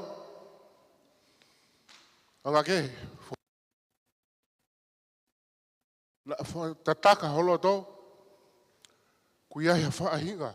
Whakakau. Ka hoke mea mai pe. Koe wau nofa e whanuani, toi pe a whaana. Kai ke, mō tolu kai ke mō lawe i au, ko kui ngoa ko afu, kaloni hea. Ko e whae tamai koe a lavina, lahia he whae e ku tamai. Pea meri mātu, pea moha ano. Ko uhinga ia, e ku whakoutua atu heni ke whakate whatongia koe. Na e tānge lavina, ke whakate whatongia koe ni. Whamore atu pe ku mauloloan. Ka ko uhi koe mahau inga e ahon, kai ki tau whakasi e ofa e tua ku whai makitau. Pea talaangi ke a lavina. Whamore witou. O kia e peka kai te tonu, ke nau whakakate whatongia koe. Koe motuan, koe motua whai whatongia pe, te utu pe ke whakato. Ha mea pe e o mai ka te au, na e viri me pe au i tau. Ka o mai whanau ke whakakakato, a e rea, a lavina i hea hauni. Kai ke, urukilupa tea ka o mai whahu, urumotua ka o mai kautaula e ki, ka pe ka te motolu hono kotoa. Ko tui kua o si na panga maari e ahoni e pa mohono tala. Kai ke te aha. Pote ke uhawa tuai. Kai tuku pe mua. Ke uhala ta anea tu he MC ho Polo Kalama na ku hala. E ku hua tu. Kai tuku pe mua ke whakato ku whatongia. Ko maare ia lahi he tala noa ai whawhikau tauhi. Ki he ene manatu merie mo ene sio ki he tamai koeni. A ene talaloto pe mo ene tala whakaosi ki hono waifi. Ko kuni mae ko maatu. Tala noa koe tohi so siwa ki he whanonga mai a hae sileri. I he wahe ono tolu ko so siwa. Na wao mai ki he ngutu vai ko so atani. Teu ke nau hoko ki he kau vai. Kako uhi. Koe ofa koe o tua. Pea ne hanga i o whakamatu o whakamomoa. A so atani kai a. A isileri ki he kau vai eta. Whamore atu pē ki ha atau kei wholofola. Kai tupe mua ki whakato ku whatongia. I he wahe ono whakoso siwa hau e whanonga ki he kau tuu. Ai kau taula eki koe na nau kauala koe puha e fuakawa. I loto soatani. Kai whanonga ha isileri ki kau vai. Na iai ke kau na mahuinga iai i he whakasio ki he whakapura koe ni. Koe tuoni na e whekau e he otua ki a siosio. Tala ki ha isileri ke nau to'o e maka. To'o e maka pa mei he tuanga o e kau whata o e puha e whakawa. Pea ka iha aho e eke ai ho o mou whanau, pe ko ho mou kaunga whanonga, pe ko hae uhinga e maka koe ni. Pea te mou tala kare ki nau tō. Koe maka koe ni, koe whakamanatu ia. Na e whakamoa he o tua, aso atan, kai hoko atu ai, ai whanonga ha isileri. Whinei ki ui tau, kai umai whanau. Koe hae maka o kuke to'o. Tangmanatu me rie ko toa peki he toko taha koeni. A ene mo uia ke e wholofola, ma mo ene whainga ke tala huma ke wholofola he taimi hono ko toa pe. Te hange koe lawe na whai he ui tau, ku toki tangi he ahoni. Kana kai ki whanongo ia ane afi. Ku toki maha uinga ko loa he ne more. Ka koe ahoni ku whakamahino mai so siwa he ahoni. To'o ai maka ui tau, pea hiri ki homo uma, pea whanonga mo ia, ke whakamahino. Koe ngā ue na whai, e he tamai koe. Ko whakamore mola hei atu, ka te mou tolu. I he whawhin, na koe ai ha whatongia. Ku tae tau, pe tae whiunga. Ka ku maurere mai pe he ahoni, ke kaunga kau mo ki mou tolu whamiri. Ka ma, e ka inga ofa ko toa pe ko mou a whea mai. Ai loto whare koe ni e ahoni, ki tau kaunga whawheta, ki tau kaunga whakamalo. Mo tau manatu aki ki ngā ue, pia mo e tō kaki na e whai e he toka taha koe ni. Ke hoko e maka koe wholofola e o tua, ko tau tau whatunga mo tua ia, ki whai ako tau whakakoloa. Whakaosi e rean, kore atu peke he ui tau, me atu ki loto ki heo whahaki i whakameite, whakaosi, me he hala mga anō, pia mo e umaka ko where unga, ke mea mai ki ai tahini ko lupetea, pia pia ke whahu, pia mo inga pia me he maka hoko walu. Kai kaha mea ia mo ua, mo mea mai. Me ko mo toi tau to sio mai ki. Kataki witou o mea peki loto ke, kai whake atu peki mea ofa. Kai ki loipo ko haa mea maa wai mahalo ko hau fui pulore pena ala maa wai. I whakato aka whatongia ma ofa lahi atu.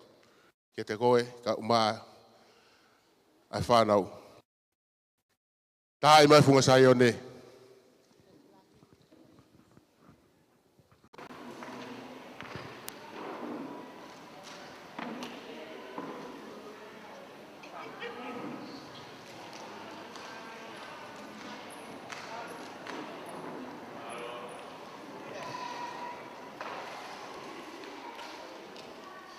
Aulo DJ. Aro.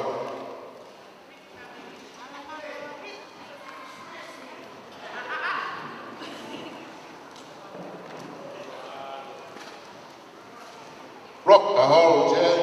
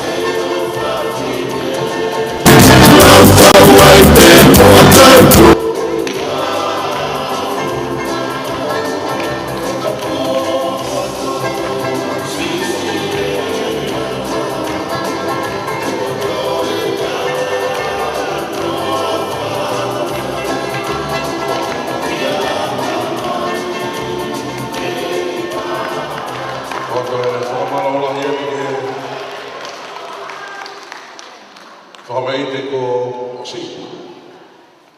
Kore whakamore more at pe. Tula watu ki hoe ki, pa pe hege he wahau. Kau tak lato. Kau watu ai foi talu a koe.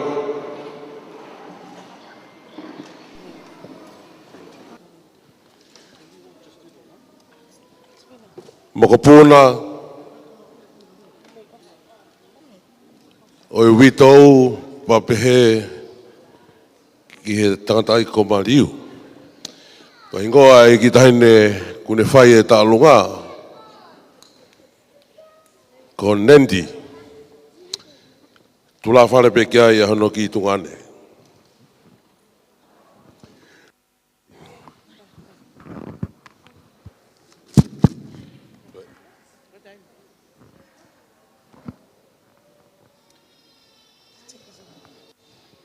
Ko le ke u hawa tai pehe whainga maalie ko mao ke whaiha whakameite ko e whakawhiawhia pehe lawane tau e taha e pulia te tangata e kiga ko mau ilok i he wheituu o ku tau whenga ko toa peki ai.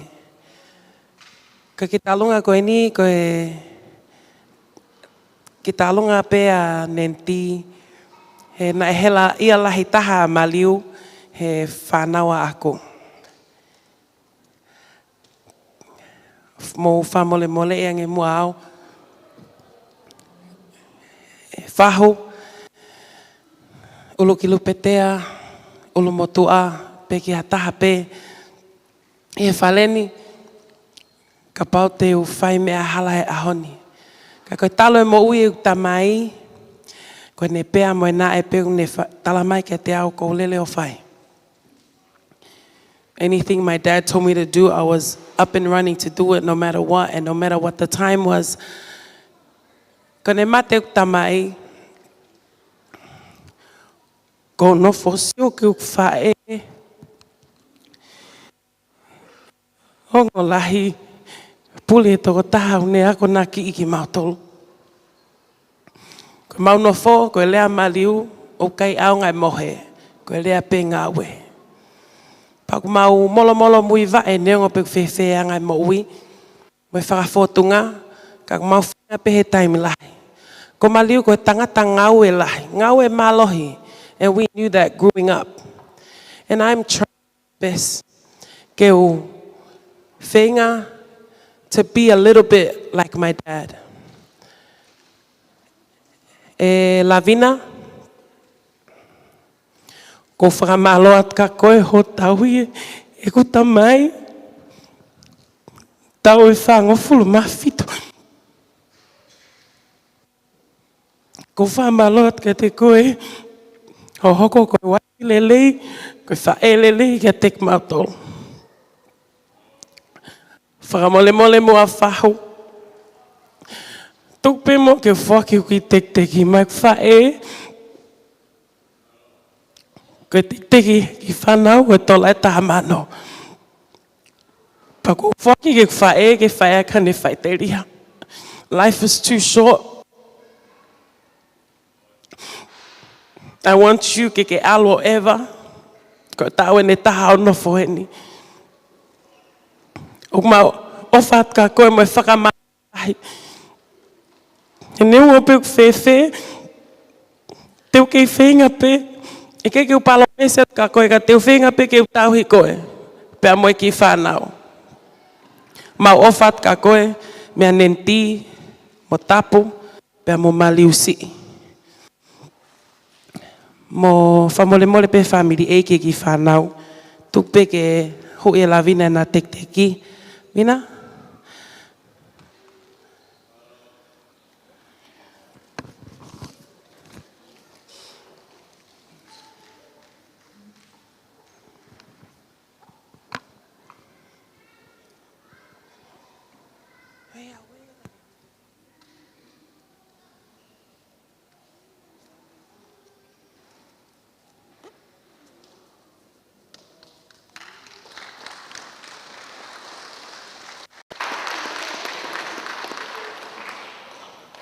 Sai ke kole ke DJ ke tai mai fasen enti.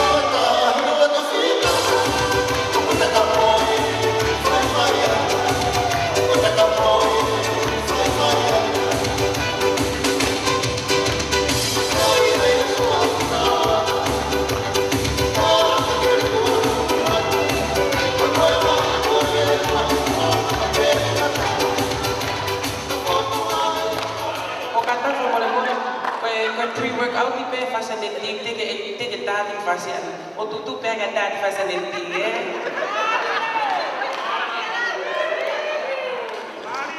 Koe pre-workout.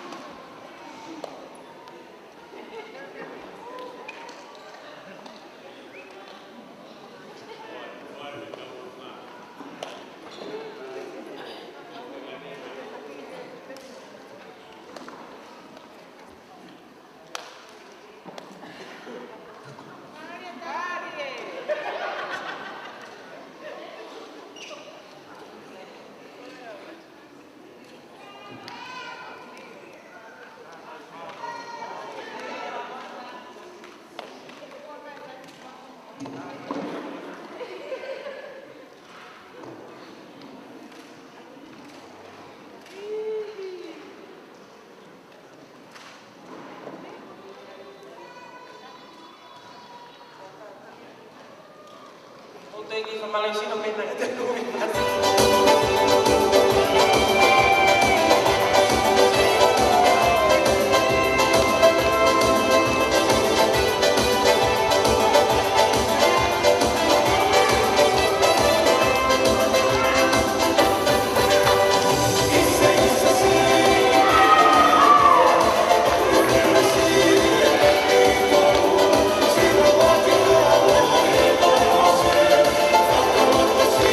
Thank you.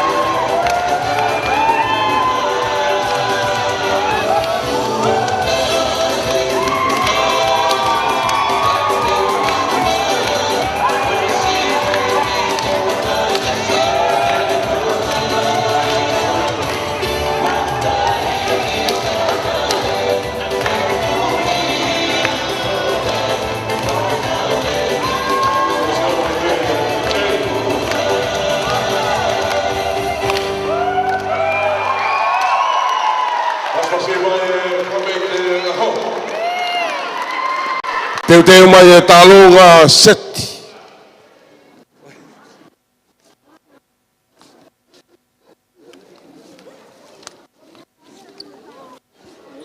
Katak ve kua mau mai talonga seti. Mo katak mai kilot.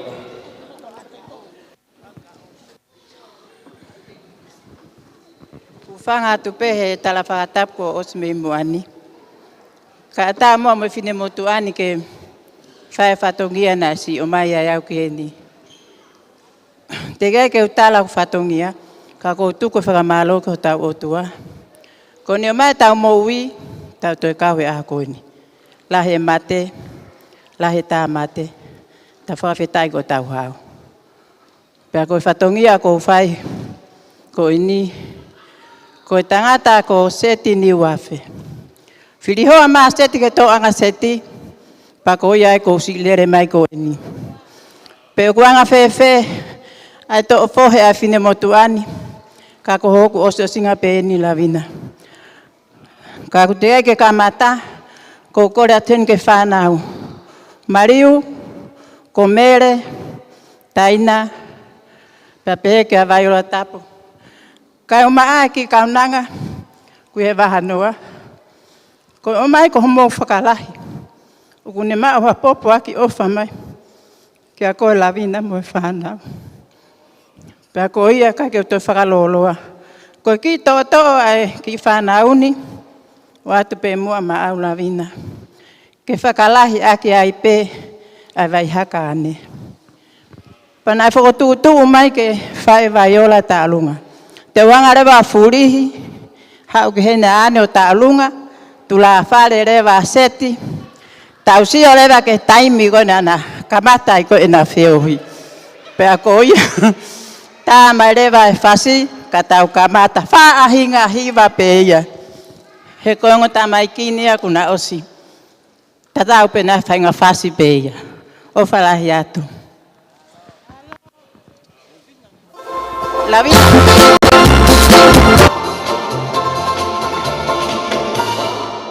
La vida kata kuato o te ke uta mai ki. Ka tana foi fácil. Ne o pe ka ke fe o mo fa kau ka ko maulo to ko to aina.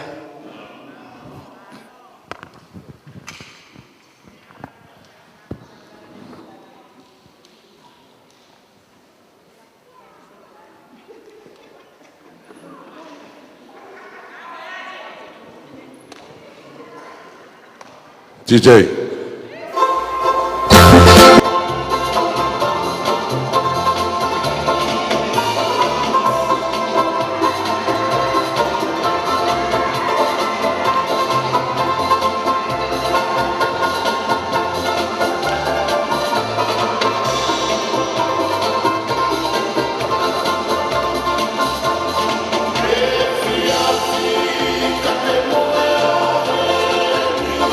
Thank you.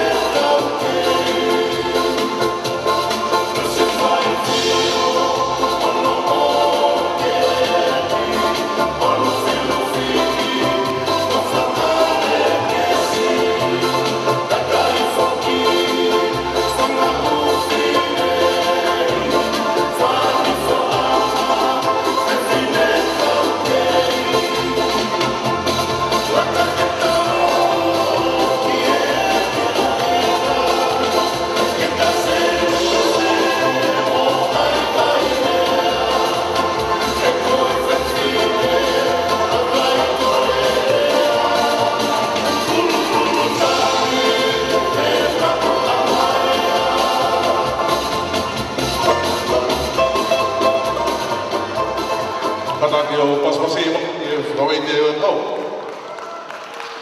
Wā te whakamalo hoi ni ka se. He kono hoa.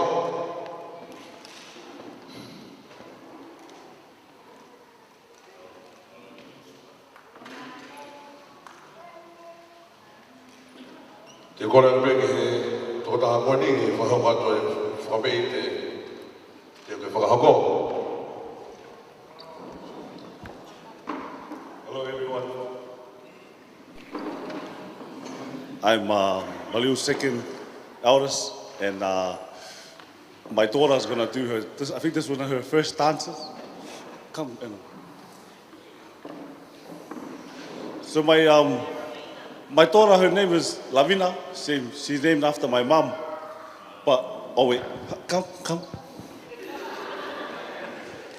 So I fought e hoko a Lavina si, ka Lavina lahi. But before Maliu passed away, te keke pehe ulua Lavina. And now, kone ospego e tanu koa Maliu, ala Lavina o varikelo neu. And now, teke usio tō tau o tope, ala Lavina tope ea today. So my daughter, o hoko e ke Lavina koe taimini. O koe ke hoko e to the other Lavina. So yeah, my daughter's gonna do our dance.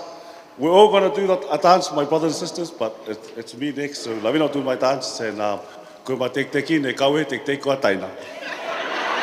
Malo.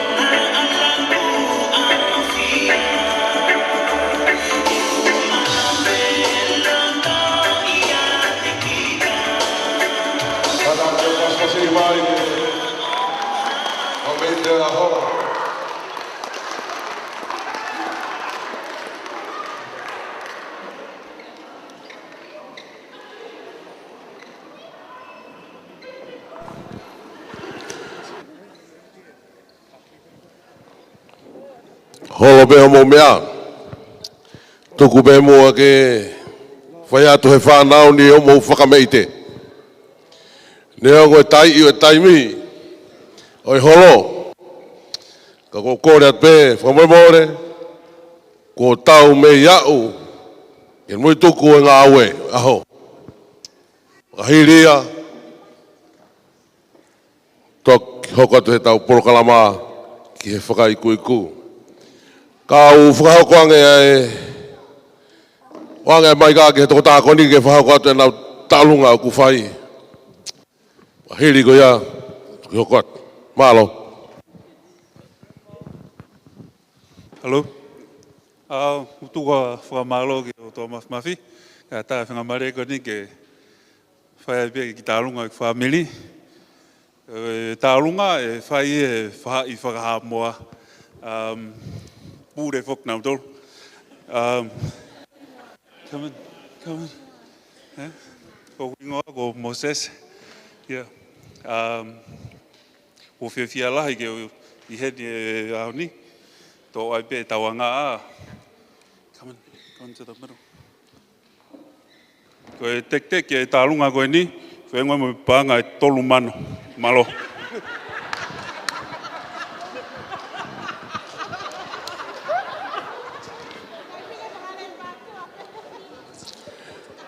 Kata ki pe DJ Mosese.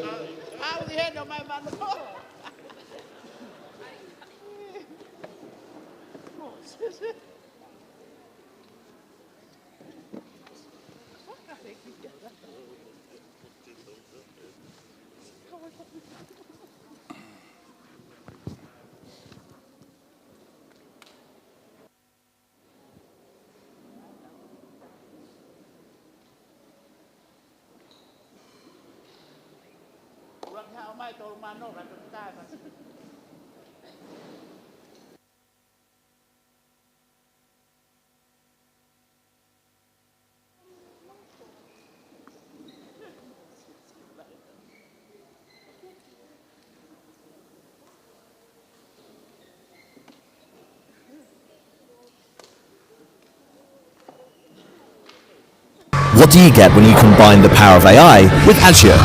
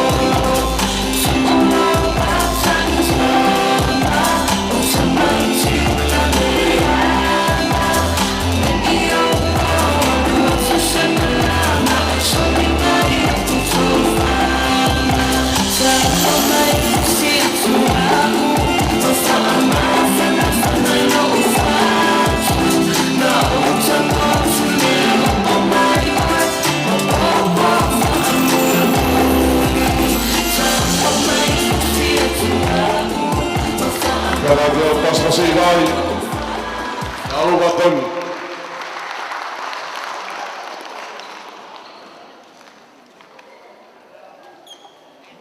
Talo mahako. Kulat kaisea. Holo be homo mea. Tuku be ke whanau ke whakaharu. Whamei te be ka te kumautolo.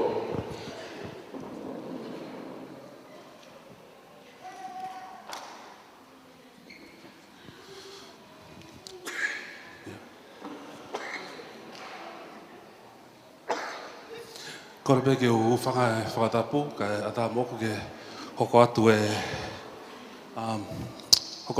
taulunga pōni. First of all, I'd like to thank God for this opportunity that we get to join in together in celebrating the memory of my father. My name is Isaiah. I'm the fourth oldest out of the kids. One thing I know that about my father, like he was my spiritual teacher. He was the one that I learned how to really live a godly life. And one thing I know about my dad is he wouldn't want all of this. He wouldn't want his name Niwafe up here. He wouldn't want his picture. He doesn't want this. I know my dad would want Jesus here. Because that's what he lived for. He lived for Jesus. And he never wanted to show himself. And that's one thing I learned from my father is that he always wanted to live for God. And I know my mother loves him so much. She wants to celebrate today because of just the love that she has for my father. And I want to just honor my mother. But if I'd like to call you, come forward, please. Just want to honor you. If you could come and just take the money on my daughter's head. My father is the one that I want to follow. In Australia, I'm a pastor there, and the reason why I believe I am called to be a pastor is because of the seed that my father planted in me and my siblings, and I believe that he has gone to the grave. He's empty. He's done his job in earth. He emptied out his gifts. He prayed and asked God to give us these talents. And today, we just want to give back all the glory to God and all these performances that we're performing. We want to give it back to God. It's none of us. It's a gift from God. And that is one thing that our Father prayed for. And I just want to thank you guys for being so patient tonight. We're just going to do a song. It's called DJ Siwi Luku Tapu. If you could play that song. But I want to call my mother. If you could just come and bowl, just come and take the money. Yeah, thank you.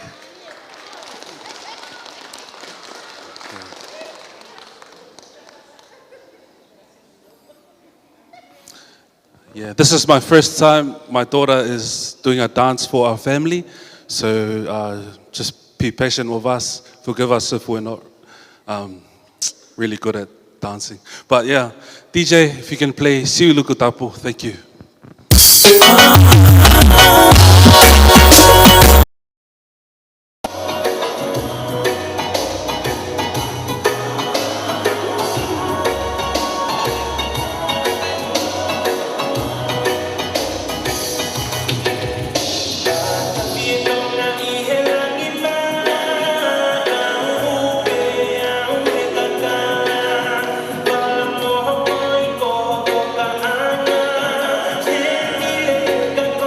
Yeah.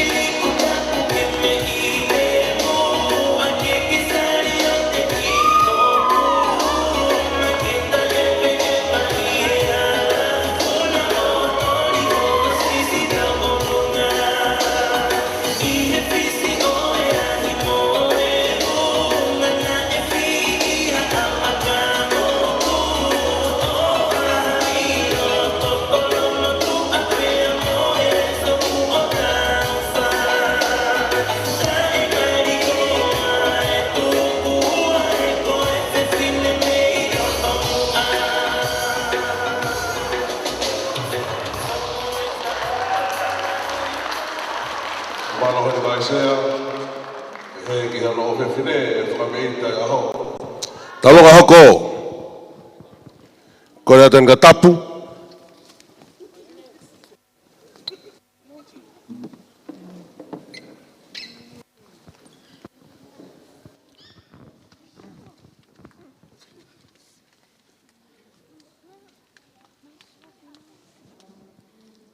DJ, hit me.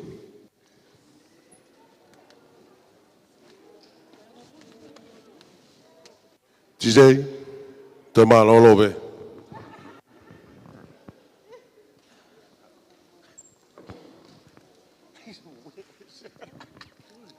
Go inside. Go stand in the middle. Go stand in the middle. Okay. Very cool. Thank you for this time. My dancers will be my two boys, and just want to thank everyone for coming through tonight, for being here for my dad. Yeah, it's been a year, and as you all can see, my mum looks different now after a year, and hopefully these two boys can do a dance for us. And yeah, I hope you enjoy it. Get to the middle. Okay, okay, Mo. Okay, why are you wet? Okay, do your favor, Mo. Over here, stand it.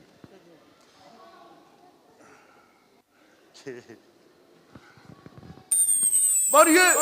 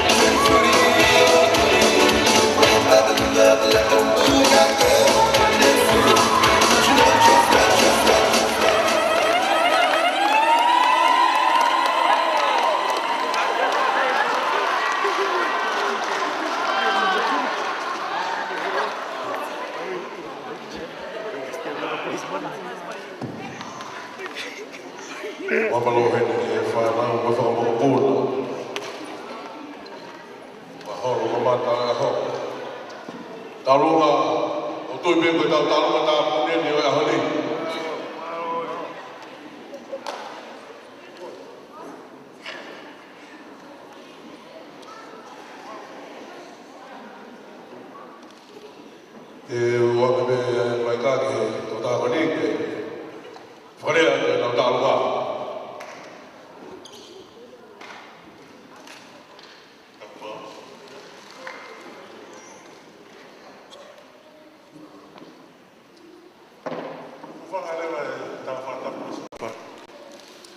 Tā ke wha ki whameite, whawhiawhia, me whamaloa te tingu mautoru.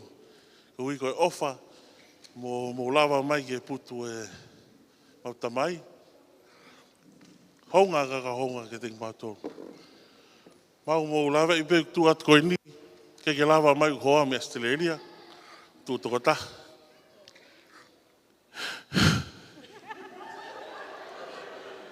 Kaui, o kui heni e whamiri ku mani, whai, kuseo bei ai ma ukuivi. Koe ke aha ta haine ke whaiku ta alunga.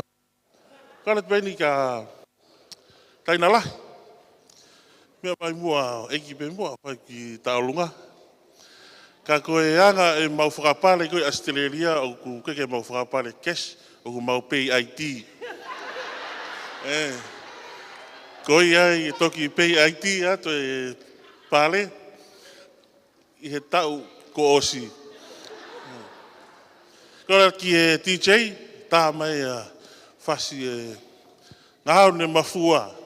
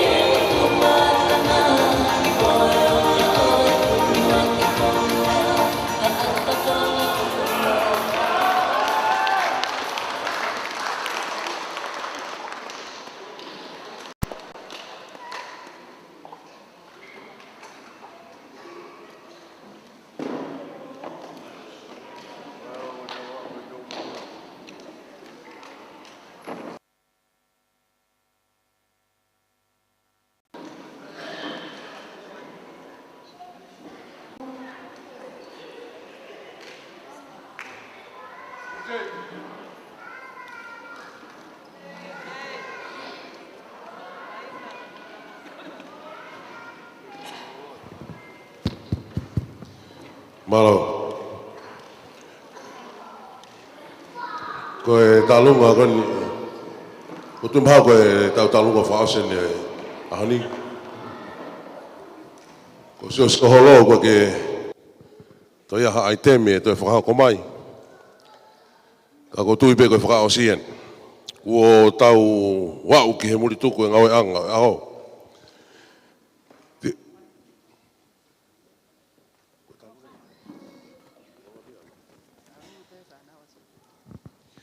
Sai koe mokapuna na maliu, na molawina, koe ofewhine ia e whalahi a ngō mātuan.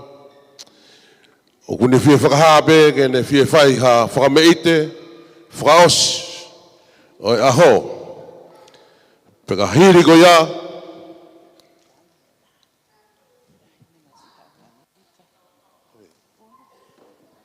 Whamare mori atu ka inga, ka koe koe ke tahine me whanua lahi, tok whakahau ko mai. A kora TJ, ta i mai e langi e tahine. Teu teu, fu! Ke tura umo e rupe he taua, mo e lai o ne.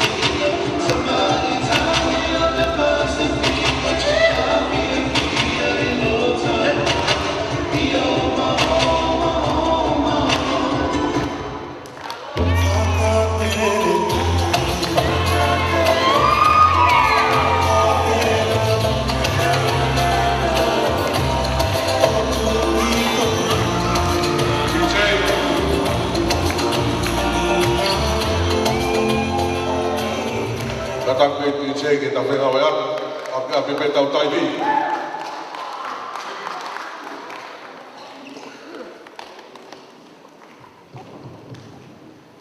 Ko ta lunga ko ni, ko e sio mai pepe in Amerika, ante wila first class. Ko tu fe fine ya mali. Pa ku kore mai ke ai hane tau olunga. Te wila. Ta tu pe o fasi me hen, ka ke tau olunga mai pe me hena. Pa ku ne omi ne tek teki, o kai omi ka te au ka ku omi ka seti. Tola ta hafe. Malo teu. O fa ke tunga ane ko en. Maulave ai. Ko ia fai atu he whanau whewhine ai ofa ke ngofua te ofa ke ata. Ko whau ia mariulahi. Kone whau pēna ia he mea uihana e whai ki he maka mai le. Paku hange ko kulawe, ko au pe mo mariu mo tapu na mau hiwai ai foi fasi ko eni. Paku loto pe ke tau olunga ai e whanau whewhine. Whai e foi tau olunga te uila. Ke whakakakato, asi ofa ko eni o whai mai me mamao. Osko ia ko loto ke whai ki tau olunga whaka osi, ki tahine hene o ku koe lere mai me Amerika. Koe ne whae ko lavina sii. Maria lavina sii ki he tamako e peti me i kolo vai fo ui. Haa fifita, ai ko ne kui ko ate loma, pea mo oloka lahi. Ko ki tahine ko ni ko oloka. Si lava mai peke haa otokoni ka taina he maka o mariu. Ko ia ko fia ke whakahounga oloka, kai ke ngata pehe o hao hela ia. Ka ke toi fia tau olunga. Ma taina. Si o mai ho whae, ko lavina si i ko e o whewhine ia kutonga ane. Tahai ki tahine ko niu hao pea tangutu holo ku wae, o kai ki tangutu ko ka wae. Ko lavina si i pea ko molo ai. Oloka, o whaat ka koe, si lava mai ki ospe, ai mea ko niu ti foke a te ui kahau. Ko hinga pea ne si fo lau mai. Oloka fifita, me i kolo vai fo ui. Ka kumalohi ange pe, hono anga ilei mātua. Koia mou mea mai.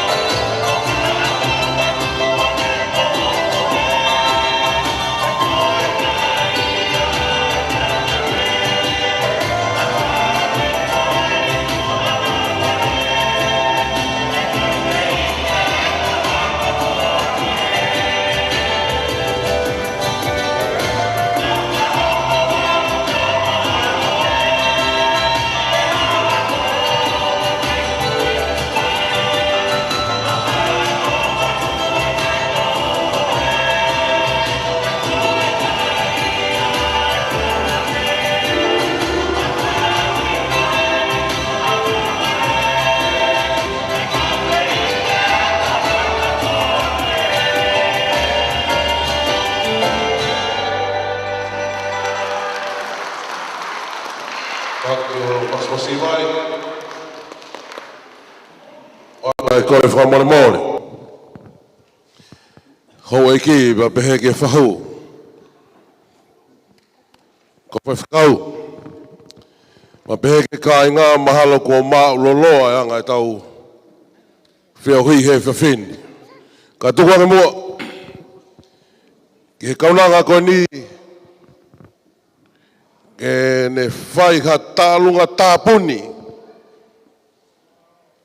e tau ngā ue mā onga onga e aho. Ko si ka waha mai e mei whanua la.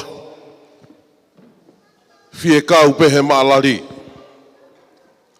Au kore whakamone mone atu ke hau eiki wa pehe ke whahau. Tuku be. Ke tau tāpuni aki. Ai whakamei te koe ni. Whahiri ko ia. Tau ke resi leo.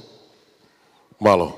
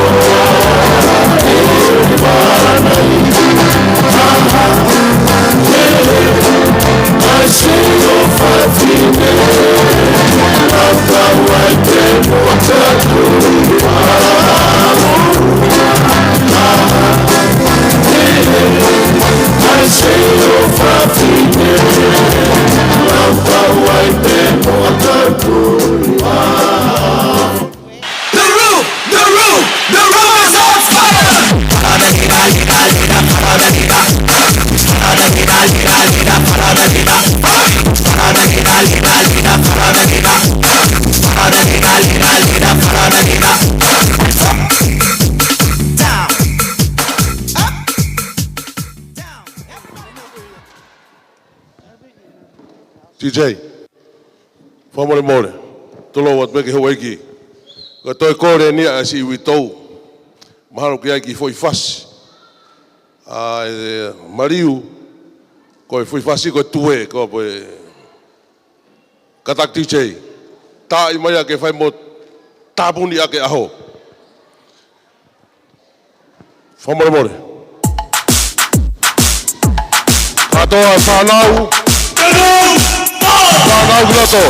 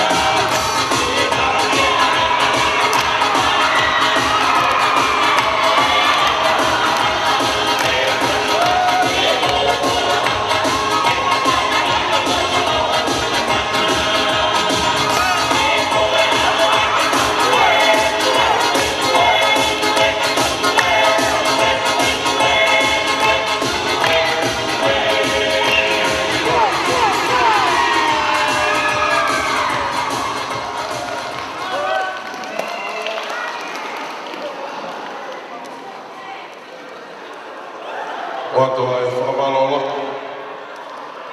Whanau. Ka pehe ki he whakamoko puna. Tā koe ahonia koe koe tue.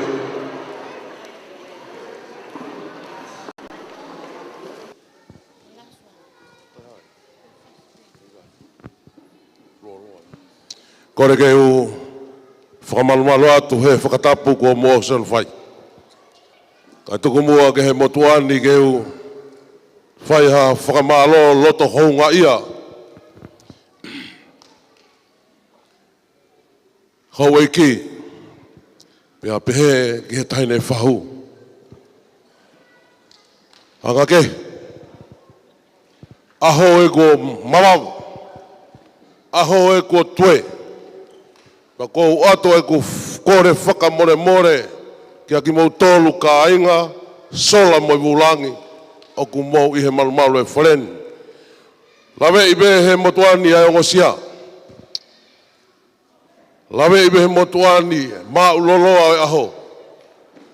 Kai ke te whaka loloa, kai ke harea e mo ua, o kore wha more more be kia, te ki mau tolu hono kotoa o kutau i he malumalu e wharen. Ua lawa e ahon. Toe, aho a bongbongi mhono ngahi nau nau. Wa wate wha malo hoe ni ki hongo wha i whare. Ho mau kei mea hen, uhi ngā bē koe aho maho, ahoni, ma mhono maho i ngā. O ko kore atu heni, whai kau kau.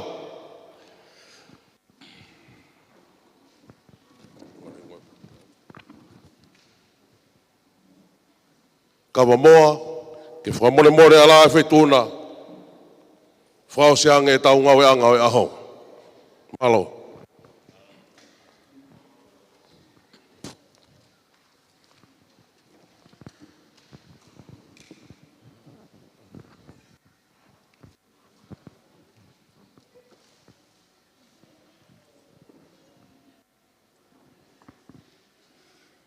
Ko le whamore atu pe mua ke u puke ki whainga maare i koini. E whakakato ai katoanga e ahoni. O utoi anga kehe. Ko e ahoni nai tonu ke puka ia ki a whitu e lava hou ai ua wha. O ku whainga taa ki tau lava ki tau tolo o tānaki. Pe ko whekua e tawhaaki. O ku fu mawhana pehe ai. Pe koe ta whaaki me rei mātua, pe koe ta whaaki pe mei uiha. A koe ki tau lama tau tolo tānaki e whukoloa, pe mo tā puake a honi. Nā tau kamata pe a kātoa ngā a honi, whai toka, whai ai e tau loto, pe tau hiki mai ki hene, tau whaampe ke whaosia ke tau ngā ue, ke toi whai peha tau loto. Na e la mā kona ki i kātoa ngani, na e toka ai, ai lau maari e mā unione o tua. Ko ia whakamalu malu, ko ia ngune whai hono whakamāwhana e kātoa ngā, pa kui kai hame ai a pehe kua to'o warea e kātoa ngā e a honi. Pau whiunga pēi hoki kai ki tau lava, ki tau tolu, o siki. A hono wiki, pa mohono talano ai. O ine se wāniti koini. A mahino au pito.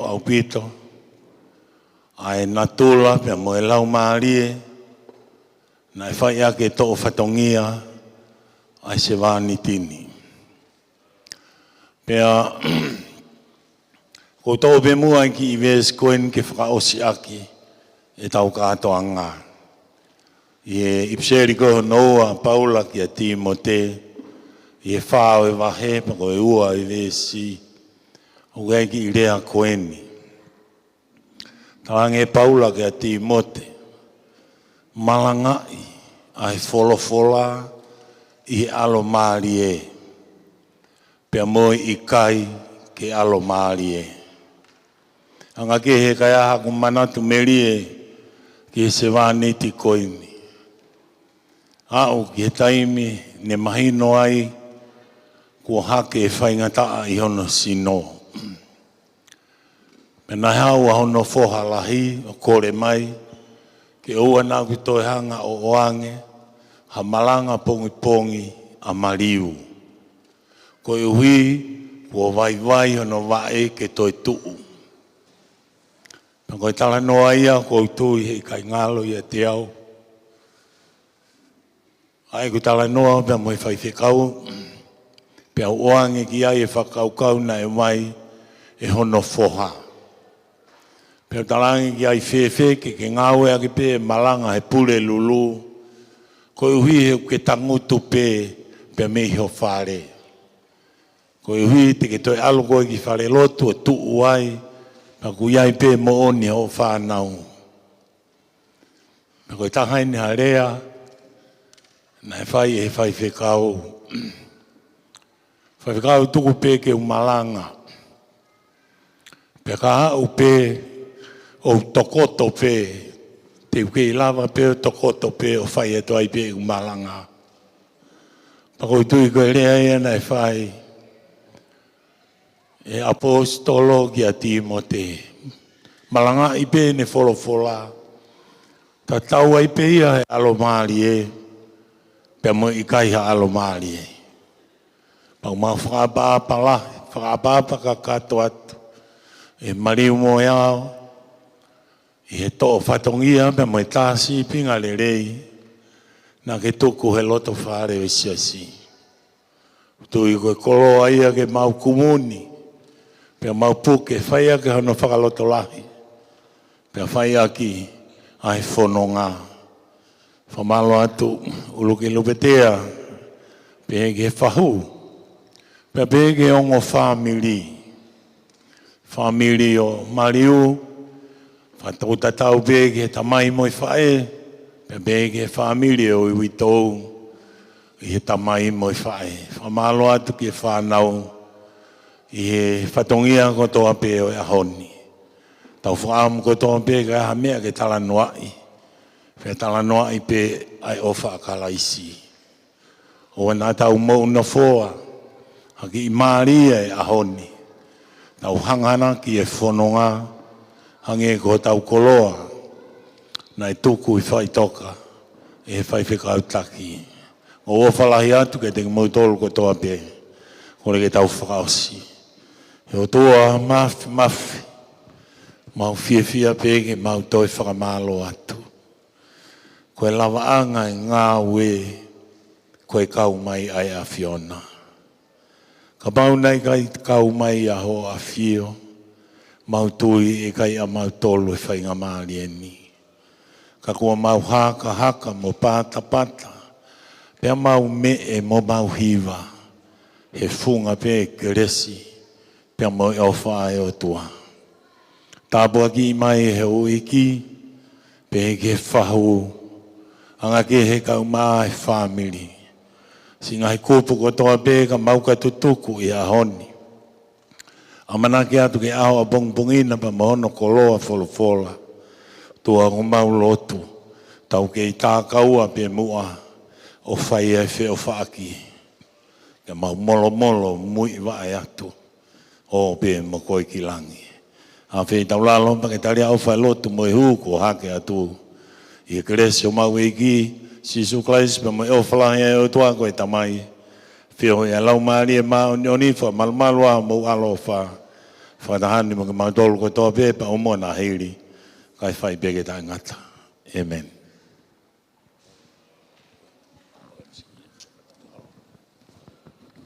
Wa te whamalola hea ni kena tanda ki whakau. Lotu tuku kua tau whanongoa. Hau iku me kāinga. O ke ha mea mo toi tokangi ai.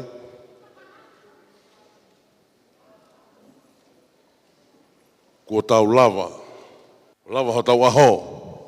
Whakawhiawhia aho. Mono kāinga whā. Pia toi whakalau maari e whoki. A te ofalahi me motuan.